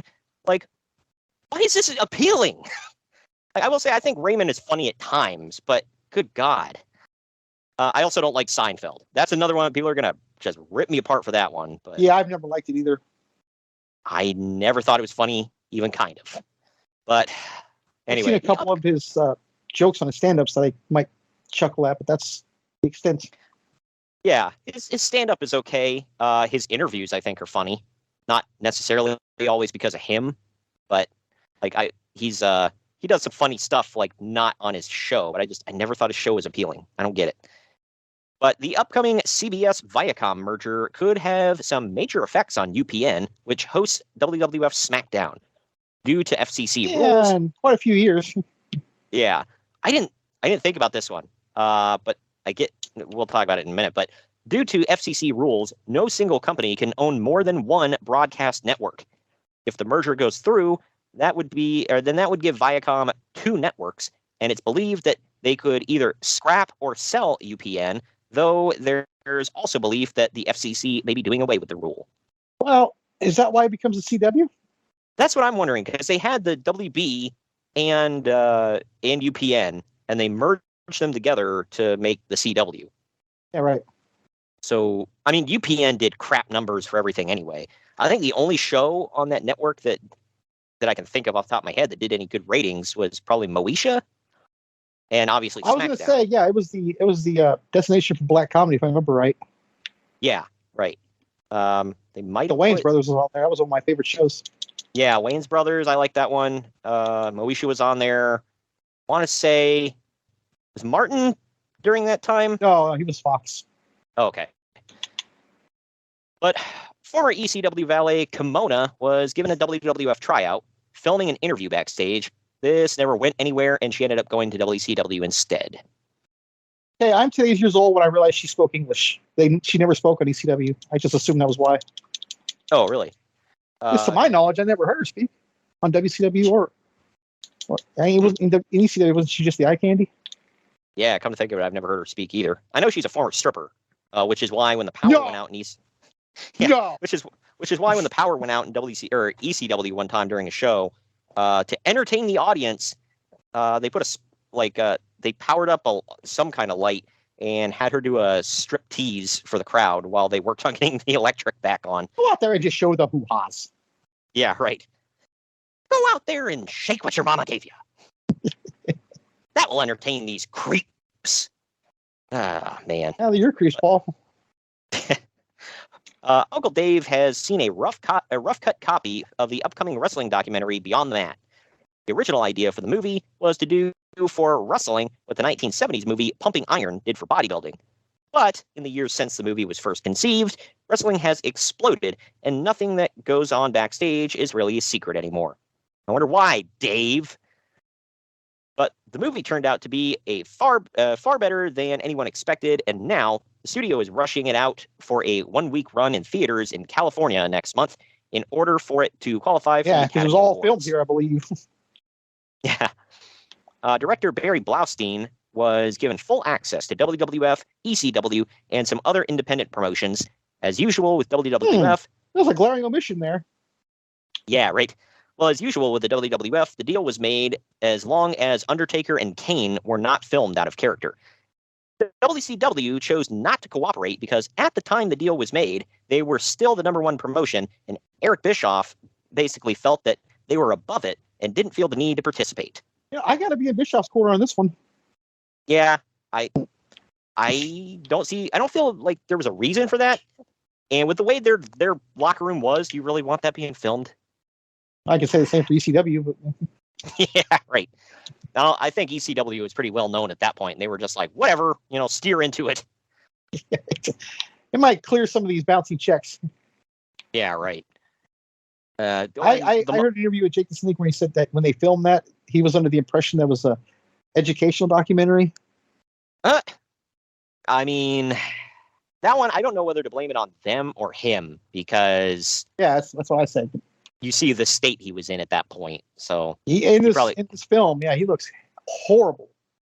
You could have told him that the moon was made out of cheese at that point, and he would have believed you. What the hell? I've never heard that one in my life. You ever see the SNL skit with Will Ferrell being Harry Carey? Where he's like, yeah. And he asked the guy, yeah, I've seen one or a couple. I can't remember which one it was, but he's like interviewing somebody and he cuts him off. He's like, hey, if the moon was made out of cheese, would you eat it? That's always the one I remember. But anyway, there was yet another incident where a 4-year-old boy killed a 15-month-old toddler by imitating wrestling moves on him. The child had apparently been watching a tape of SummerSlam and started copying the moves. This has happened several. I'm just curious, how did they go right to SummerSlam? I mean, I'm not saying it wasn't. Maybe it was, but they should pinpoint that very accurately, huh? Like right down to the T. It was SummerSlam for sure. Well, apparently he was watching that while the baby died. So, but apparently this happened. That's my question. It's like, I'm not going to leave what did they say, 4-year-old boy? Like, you leave him alone with a baby, and you're not around. Like, my friend's 10-year-old kid is pretty responsible. I wouldn't even leave him with a baby. You just don't do that. Right. Well, like you and I talked about, this one was less destructive, but still kind of dangerous, where they left a kid alone with a baby long enough to spray paint NWO on it. Like, yeah, I mean, good. I shouldn't be laughing at that. I mean, it's just that's the conflicting emotion right there. Yeah, it's like, it's a little funny, also kind of dangerous. nobody died, luckily. But it's like, how long are you leaving this kid alone with a baby for? I was not that responsible as a kid. My sister's 5 years younger than me. My parents never would have left me alone with her for that long a time. My mom was always like one room over or something. I don't know. But either way, this has happened several times in the past year or so. The PTC eventually latches onto this. The PTC, for anybody who doesn't know, is a Parent Teacher Council, I think. And yeah, they hate the WWF. Going back to our discussion earlier on middle-aged white women. Yeah, right. Most likely. And the head of the organization was named Karen, I'm sure. And she definitely wanted to speak with the manager. She looked like she had 8 kids with and a reality show. And she wants to know know where what that all started. Maybe, yeah. I think it all started with that woman with that haircut and the 8 kids, yeah. right?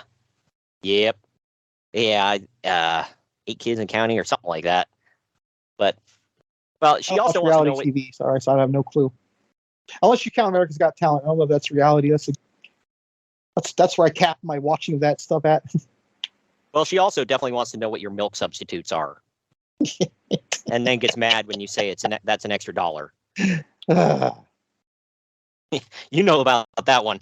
I do. And you know what? I have to be on some of their sides about that. I mean, I don't think it's right to charge extra money for dietary needs, but I get that, but at the same time, they're eating the cost because soy milk and lactate-free milk and all those are like twice the price of regular milk. So they're eating that cost the more they use it. But yeah, I mean, I get it, but it does suck. Either way, last story we got here, and I teased this earlier. So Dr. Death Steve Williams was indicted for failing to pay $64,000 in back child support payments. He was charged. That's not Boomer Sooner. No. He was charged with ignoring a 1995 Oklahoma court order to pay a lump sum of $18,000 and monthly payments of $811 to support a child that he fathered with a Sacramento, California woman. He's been charged with a felony under the 1998 Deadbeat Parents Act if he is convicted. Is that real? It is. Deadbeat Parents Act. Today's years old, man. Right. And if convicted, he faces a maximum of 2 years in prison and a $250,000 fine. Well, check this out. You ready for a roller coaster on this one, man? About a month from now, Williams takes a DNA test, and it resulted in him having 0% chance of being that child's biological father.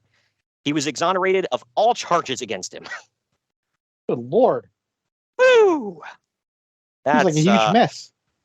I just saw a story like this, like Cornell was talking about with Stan Henson going through something like this. Really? Saying it was he was her father, and apparently they just now did the hard test to say he's not. He accused us for many, many years. Wow, that's crazy, man. That freaking sucks, though. It's like, why didn't you get the DNA test earlier? Like, this has been going on since 1995. Couldn't you get Maury to help out? I know, right? Like, Dr. Death is marginally a celebrity. He could have got that done. But whatever. Even Montel Williams would have helped out with that, man. You imagine how I go, Dr. Death, you are not the father. Yeah. He's like, yeah! And he just like picks a woman up and power bombs her. No, he would do the Oklahoma Slam or Stampede, what do they call it? Yeah, Oklahoma Stampede. There you go. Now you're thinking. Money. Anyway, that takes us to our next break. Speaking of hitting women, we're going to get into ECW after this break. Yeah, that tracks. Right after this. Follow the Main Event Marks at facebook.com/Main Event Marks Pod, on Twitter at Main Event _Marks, and on Instagram at Main Event _Marks and at Main Event Collector. What's up, everybody? I am the hardest part of the ring, the host of the Apron Bump podcast. Ugh. Another wrestling podcast. How many times can I listen to fans tell me who needs a push, who doesn't need a push, who brings Vince's coffee these days? Enough! The Apron Bump is about the journey. It's about nostalgia. It's about discovering new forms of wrestling to really tickle your pickle as a wrestling fan. The podcast brings you reviews of wrestling events all over the world, whether it's WWF, WWE, WCW, ECW. We even cover the golden eras of Ring of Honor, Progress, TNA, and more promotions in the future as well. New episodes every Wednesday. Bump Day, yeah? Go to apronbump.com or go to your favorite podcast platform or YouTube and subscribe today for the most diverse, fan-friendly wrestling podcast in the world. I'm Hard. The main event marks are available wherever you get podcasts and on YouTube. Find all of our links on our link tree at linktr.ee/main event marks. And we're back. This is ECW Anarchy Rulz 1999. Took place September 19th, 1999 at the Odeum Sports and Expo Center in Villa Park, Illinois. Yeah, man, that's a destination right there, Villa Park. Right. Yeah, they kept saying Chicago. I'm like, I don't know the geography of the area, but it's like, I guess. But the attendance was 6,000. And this isn't like Rosemont, by the way. Right. Which we've been to. Oh, right. The attendance for this one was 6,000, and the buy rate was 0.23. I'd say that attendance is a little high for most ECW shows, so not bad. So is that buy rate. Yeah. Per our usual arrangement, we open the show with Joey Styles and Cyrus the Virus in the ring together. And well. Yeah, no Joe Gertner this time. How about that? But Cyrus is in full jackal mode here with the jewel on his forehead and everything. He's wearing gloves when he touches Styles and then insults the fans for being stupid. Is he wrong? Well, you're on the stupid show. Yeah. That is correct. But first match we have here is Lance Fast forward to Storm. now, and he no longer manages Kenny by God Omega. Yeah, right. They kind of wisen up a little bit. But this first match we have is Lance Storm with Dawn Marie in his corner, taking on Jerry Lynn. Goes about 16 and a half minutes. The incomparable Dawn Marie, by the way. You got to get that right. It's her government name. Yeah. Exactly. Storm works the hurt ribs of Jerry Lynn throughout the match. In the end, Lance hits a kitchen sink knee, rolls Lynn up, and then pins him to win. I took points off for that lame anticlimactic ending. Uncle Dave gave it 3.25 stars. I gave it 3.5. Let's see. Come on, Chad. You can do better than that. 3. Wow. I thought it was a damn good match. But that ever since Alex Shelley said that, I could never unsee it. Yep. Alex Shelley, Impact World Champion, as recording, by the way. It's like saying that. Yeah, right. It's weird to think about and weird to see. I'll say that. But Jerry Lynn and Lance Storm were like untouchable back then. This match was just proved it. Yep. Oh yeah, they were in a class all by themselves, man. They were great. I think when you talk about and I don't want to be too loose with this term, but like when you use all-time greats, they don't add Lance Storm in there. That's a shame. I know. There were times he was phenomenal. There were times where he could have been called the best wrestler on the planet. When you see him on Dark Side of the Ring, he's looking old. But yeah. Shaving his head didn't help. But. Yeah, that's true. But Simon Diamond comes out with super stupid looking hair. He says that he has a problem. Simon has a problem. Simon says that it's my stupid hair. That's true. But Simon says that he needs a tag team partner. He then says that no one wants to be Simon's partner. Jazz comes out saying that she wants to prove herself. Simon tells her that she can't prove anything other than being TNA and says that she needs to get out of there. She backs Simon up, and Simon demands Tom Marquez at ringside come in to attack her. Good grief. Tom Marquez. Anyway. What's less than mild? Mouse pissing on cotton, quiet. But he does attack her. Jazz fights back, but then... Yeah, you read that right, folks. Or you heard that right. He attacked her. Yep, you heard it. When Jazz fights back, Tony DeVito and Simon Diamond get in the ring to double team her. Okay. This is those until words just left your mouth. This is until Chris Chetty and Supernova run out and beat the men up. God, this just keeps getting better and better. But this match I don't know why you're saying that with sarcasm in your voice. None of these matches start normal, by the way. It's like run in, begin. But this is Simon Jump Diamond. start, afterbirth, rinse, repeat. Yeah. Simon Diamond and Tony DeVito, for reasons, are taking on Chris Chetty and Supernova. It was just shy of 4 minutes. Joey Styles claims that Nova is, quote, the most ripped-off wrestler in the business, claiming that every time he creates a new move, you'll see it in WCW or WWF within days. So Hollywood Nova is the ripoff, or is getting ripped off, huh? Right. Yeah. Okay. Okay, which move was he talking about, by the way? Because I didn't see anything people ripped off from. No clue.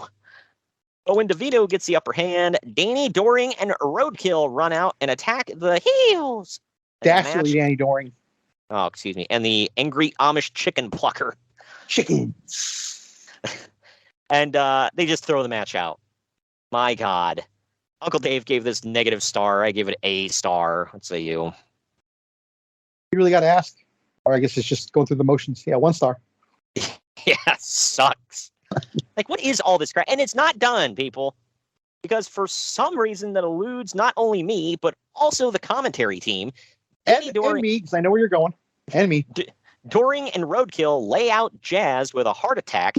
And then Miss Congeniality, who is the future Lita, stands over top of her. Still looking all the way live here.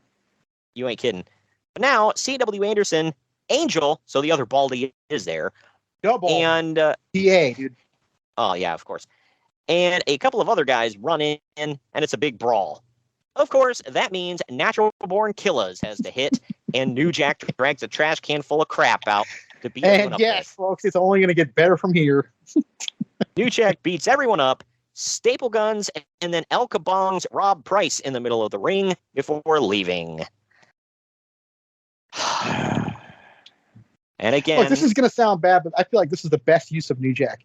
I don't want a whole match. You're going to run in and do this stupid crap, get out by. After all of this, I just thought, what the fuck? Yeah. After all this, I thought I'm going to strangle TJ a couple weeks ago in Detroit for making me watch this crap again. How dare you? This is good crap, pal. We now go to, speaking of good crap, we go to Little Guido with Big Sally Graziano in his corner, taking on Yoshihiro Tajiri and Super Crazy in a 3-way dance. Goes yeah, 14. We haven't seen this one ever before. Exactly. Not on every show or anything. This goes about 14 and a half minutes. Of course, Big Sal gets involved a few times. Once, Super Crazy drop kicks him off the apron and through a table on the outside. Little Guido gets hung up in the Tree of Woe, only to get baseball slide drop kicked by Tajiri and Super Crazy. Crazy then moonsaults off the top on top of Little Guido for the pinfall elimination. Show of hands, who's shocked he's the first out. That's how it always was. Right. And you see the booking meeting now. Okay, we start. Guido is eliminated. Blah, blah, blah. Okay. Yeah, right. Go from there. Tajiri hits a buzzsaw kick, followed by a front drop kick, and then a brainbuster for the win over Super Crazy. Uncle Dave gave it 3.5 stars. I gave it trace. What say you? I gave it 3 because I try to give points. I'm like, okay, I know we've seen this before, but this is one of the earlier ones, so it hadn't been done to death yet here. But it was still a great match, all in all. So, yeah. But backstage, Steve Corino. Remember when they had to shoehorn this in at One Night Stand? Of course. And even when they revived it, they had to bring this back. Well, yeah, one more time. One more time. Backstage, Steve Corino is with Rhino and Jack Victory. Clearly, Jack Victory is a star of this segment. That's what I said. Corino says that they were supposed to... We opened the show with him, technically. Yeah, right. Well, this podcast, I mean. Right. Corino says that their opponents were supposed to be the Insane Clown Posse, but at the last minute, the manager for the ICP called and said that they wouldn't show up because they didn't want to lose. I think they just wanted to get paid, but, whatever. Tomato, tomato. This is when I start thanking God for my lucky... my lucky stars here, but how dare you? But because of that, tonight, Steve Corino and Rhino, I thought it was Rhino, but apparently it's Steve Corino and Jack Victory, will take on Tommy Dreamer and Raven. Cool.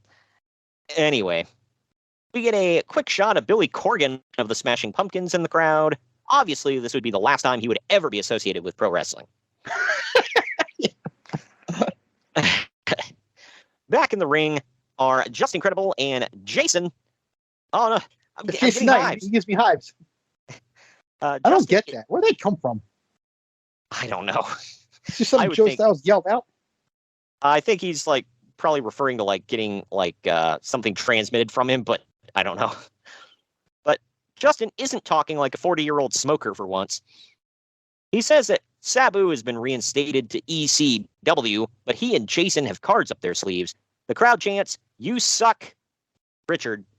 I'll just say that was an ECW crowd for you. And I don't know how they didn't kind of mute that or try to edit that out of the damn feed here on Peacock, but yet on live on Raw, when they do chants like that, it goes mute.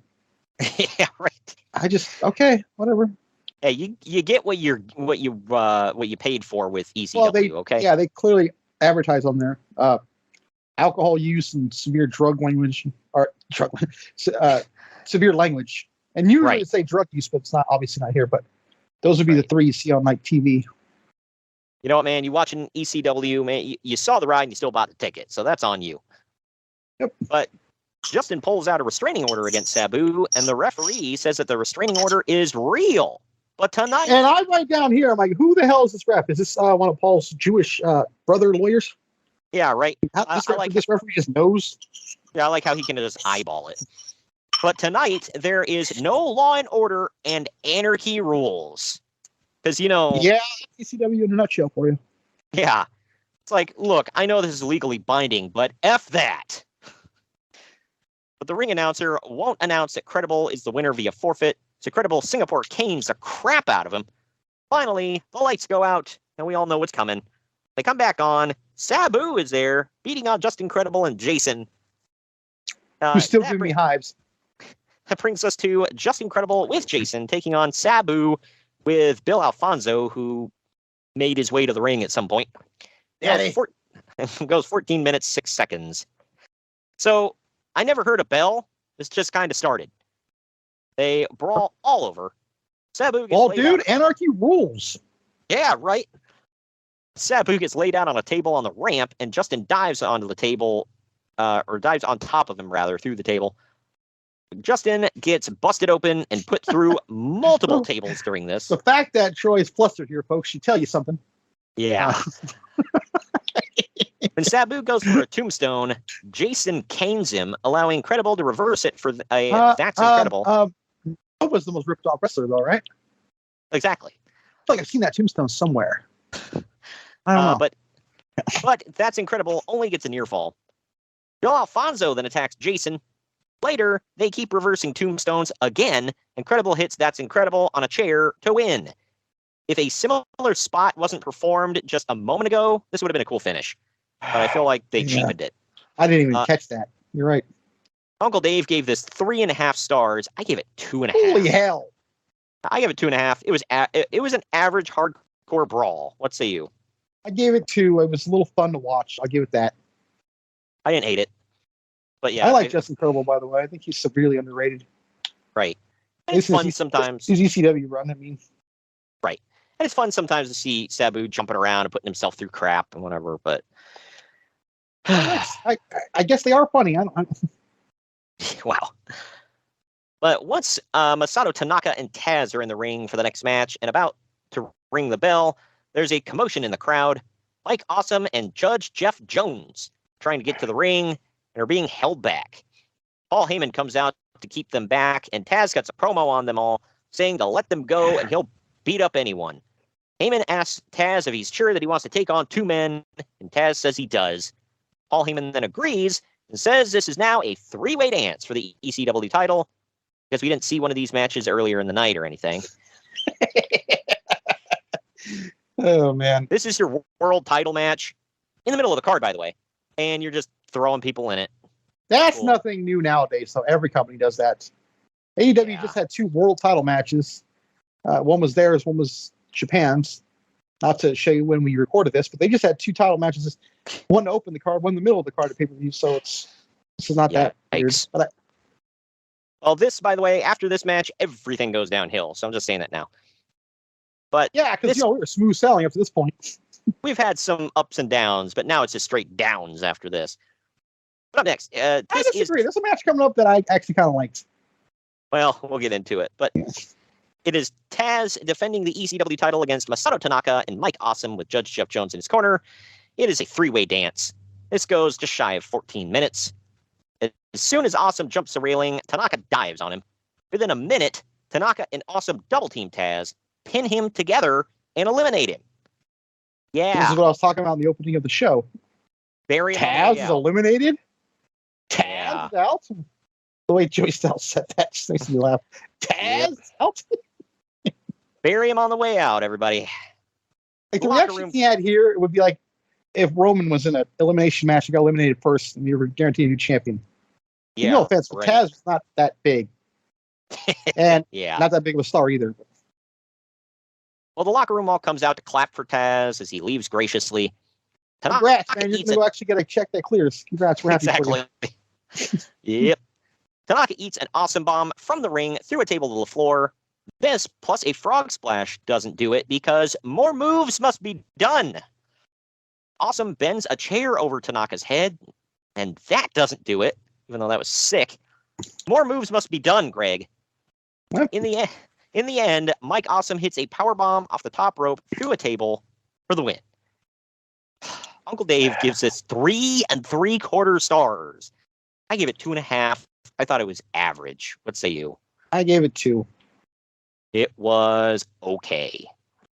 Good God. We talked earlier about that that was it, three-way dance being overdone. The hell, that plays to Mike Awesome and Masato Tanaka as well.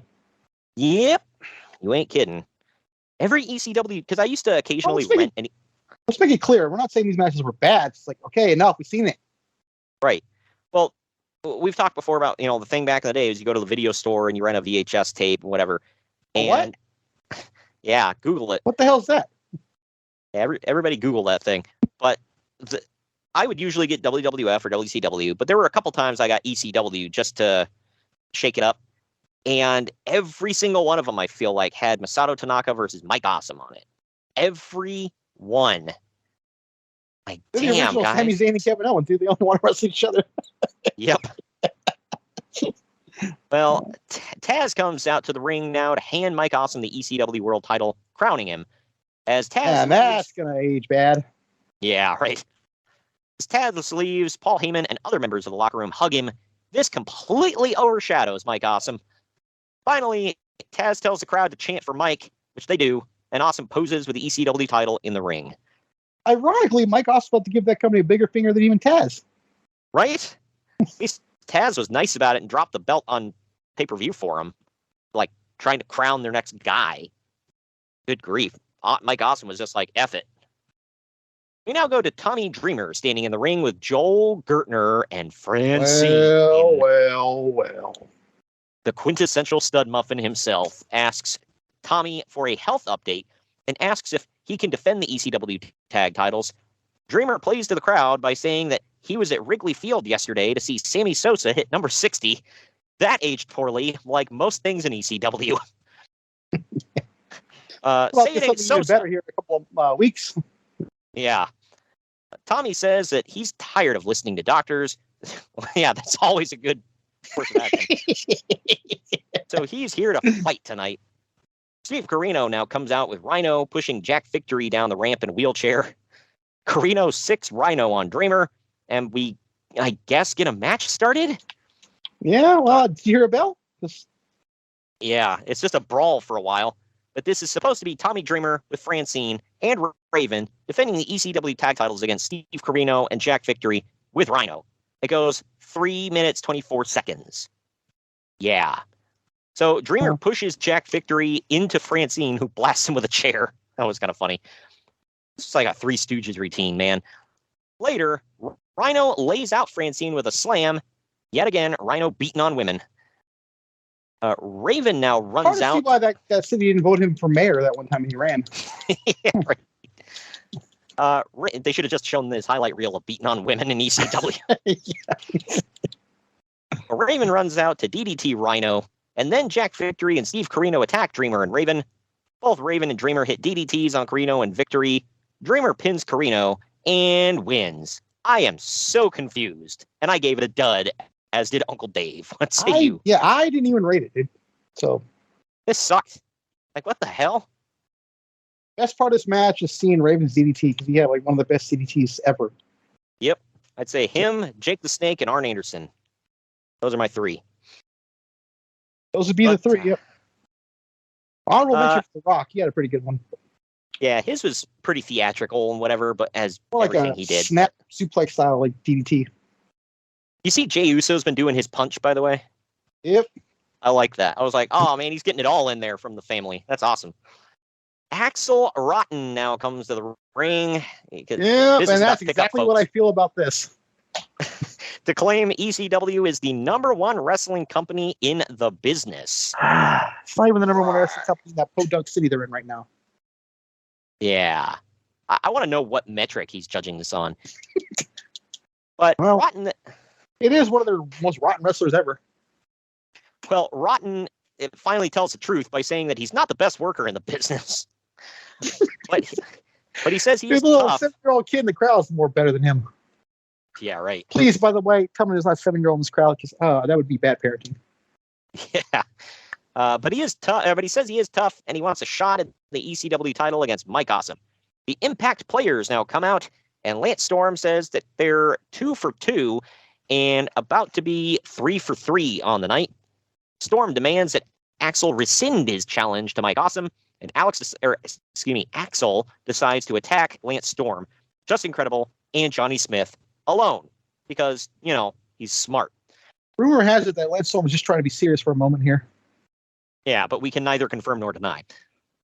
But the Impact players clearly get the upper hand, and then, thank God, the cavalry is here. Balls Mahoney and Spike Dudley have to come in for the stave. Okay, I like Spike, but man, what a pair that was, huh? Yeah, what a motley crew we got here, man.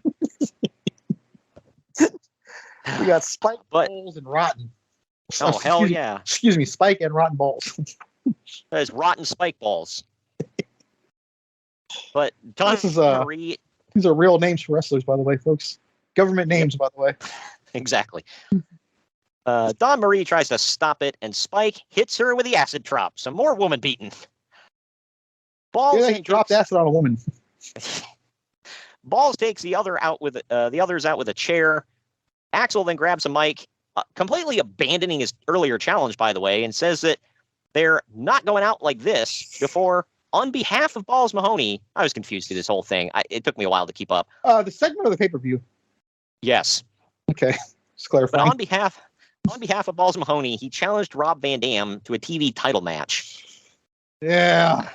Before This is a pay-per-view, by the way, folks. This is not like a TV, like Monday Night Raw or something. No, this is a thrown together main event. Go figure. But before RVD, Per-view. which means you paid to see this garbage. Well, Think about this. Think about this. Before RVD can even accept, the ring announcer announces the match. This really is anarchy. But it'll Anarchy take us when to the announcers get involved in it. yeah, right. This takes us to our second to last break. On the other end of this, main event time. Follow the Main Event Marks at facebook.com/Main Event Marks Pod, on Twitter at Main Event _Marks, and on Instagram at Main Event _Marks and at Main Event Collector. Good morning, good afternoon, good evening, and good night. My name is Thomas, and what's your name? I'm Alan. Yeah. We're brothers. That's right. Yeah. I forgot The that. same mother and father. Your room was... We shared the room. Shared a room. We shared the room. Thought I knew your face. Yeah, from we go somewhere. way back, mate. Yeah. We should do a podcast then. We have. We do a podcast. We do a podcast. What's it called? The Broadcast. Yeah, that was planned. Yeah, well. What do we do? Well, we cover all different things in the world of pop culture. We're talking about comic books, we're talking about professional wrestling, and we're talking about movies. Go back and watch classic retro wrestling events, the likes of WWE, WCW, and if you do like that, you can check us out on Apple iTunes, also on Podbean, Anchor, and on Podknife. Also check us out on Twitter at The Broadcast. That's BROKAST. I nearly stuffed up the ending. Yeah, it's all right. Good on you. Yeah. Instagram also at The Broadcast Podcast. Remember, we don't spell it with a C. We spell it with a K. Sorry, mate. Take it easy.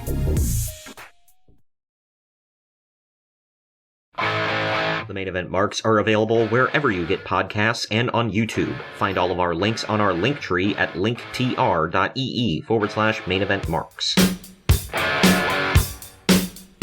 And we're back. And we're back, unfortunately. It's Rob Van Dam defending his ECW World TV title. Gosh, one of them. Again, you guys hear the flustering in his voice. Yeah. Because it's about to get bad. He has Bill Alfonso in his corner. He's defending the TV title against Balls Mahoney in about 19 and a half minutes. Joey Styles, yet again, informs us that Balls Mahoney was banned from amateur wrestling for punching a referee and breaking his nose. Cool. Yeah. Balls has to bleed in this one. Alfonso throws a chair into Balls' face, and Balls no-sells it. This allows RVD... Oh my god, these are all real words. This allows RVD to get the advantage, however, and he wins with a 5-star frog splash to retain his title. RVD wins, all of us lose. Basically. Uncle Dave and I both gave this dose stars. What say you?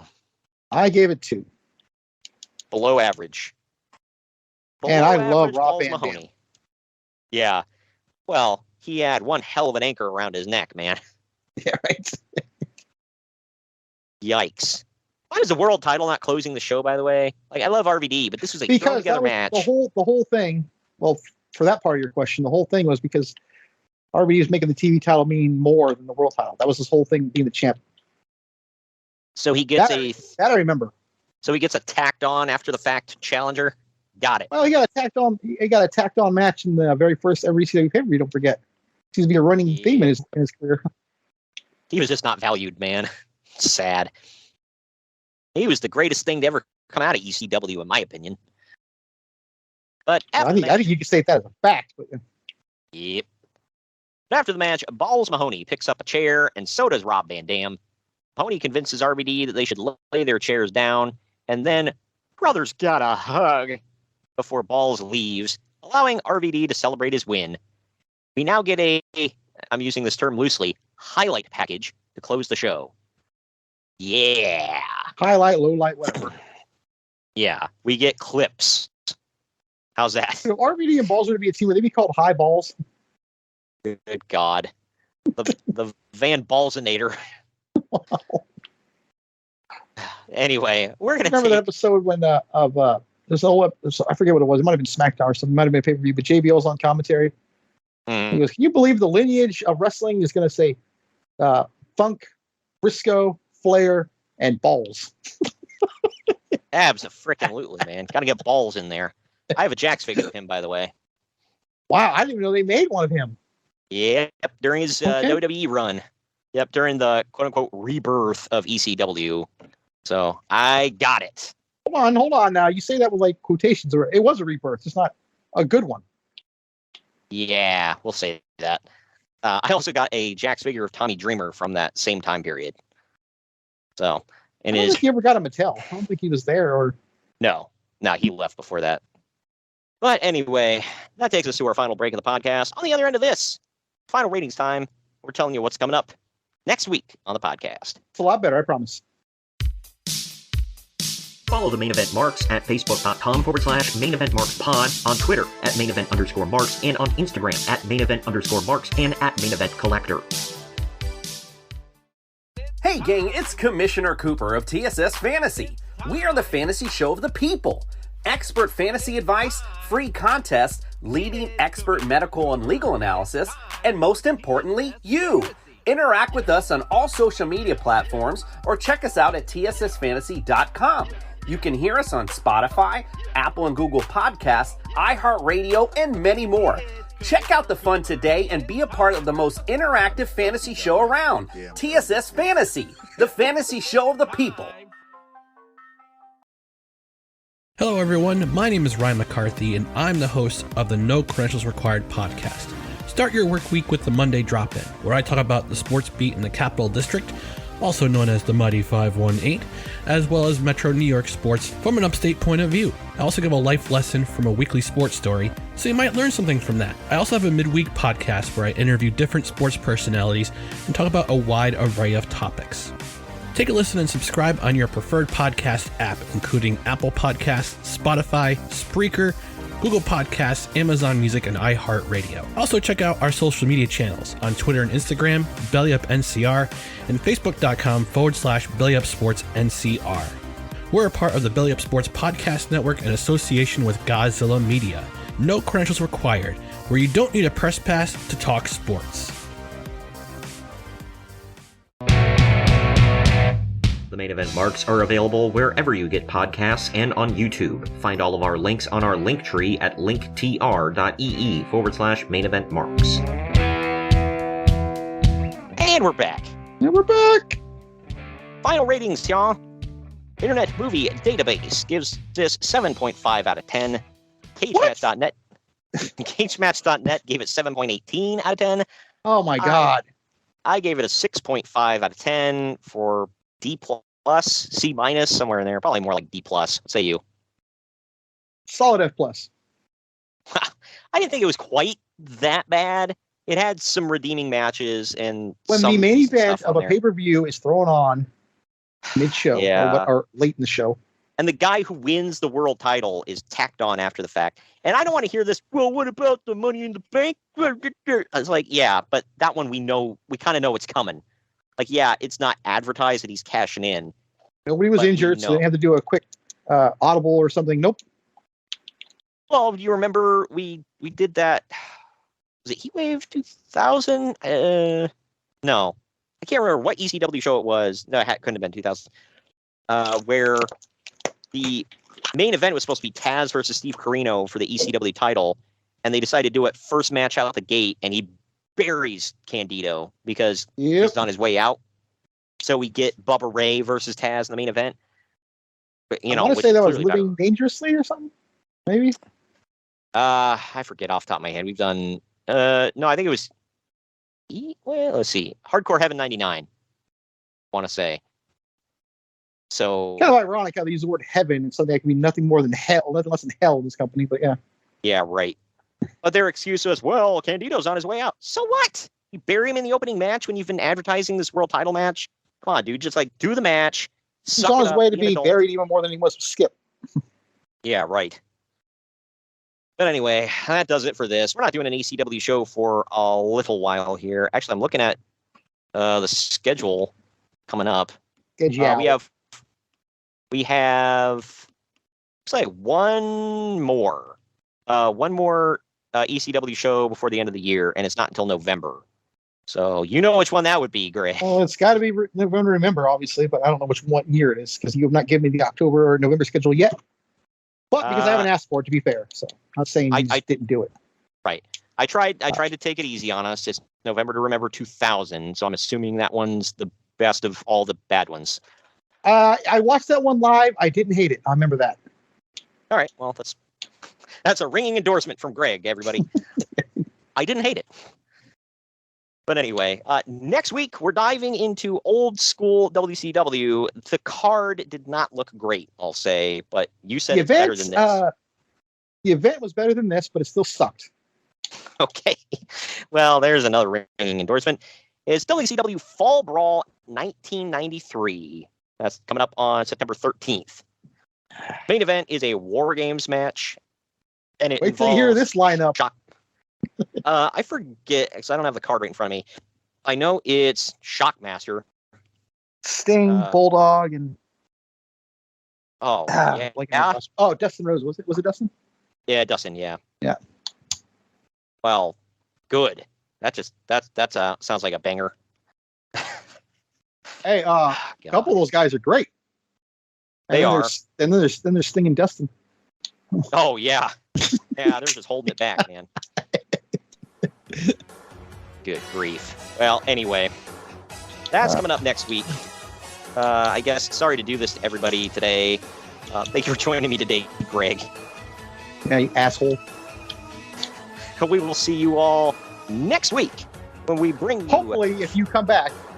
Exactly. Hey, we had fun with this one, so we will see you all next week. WCW Fall Brawl 1993.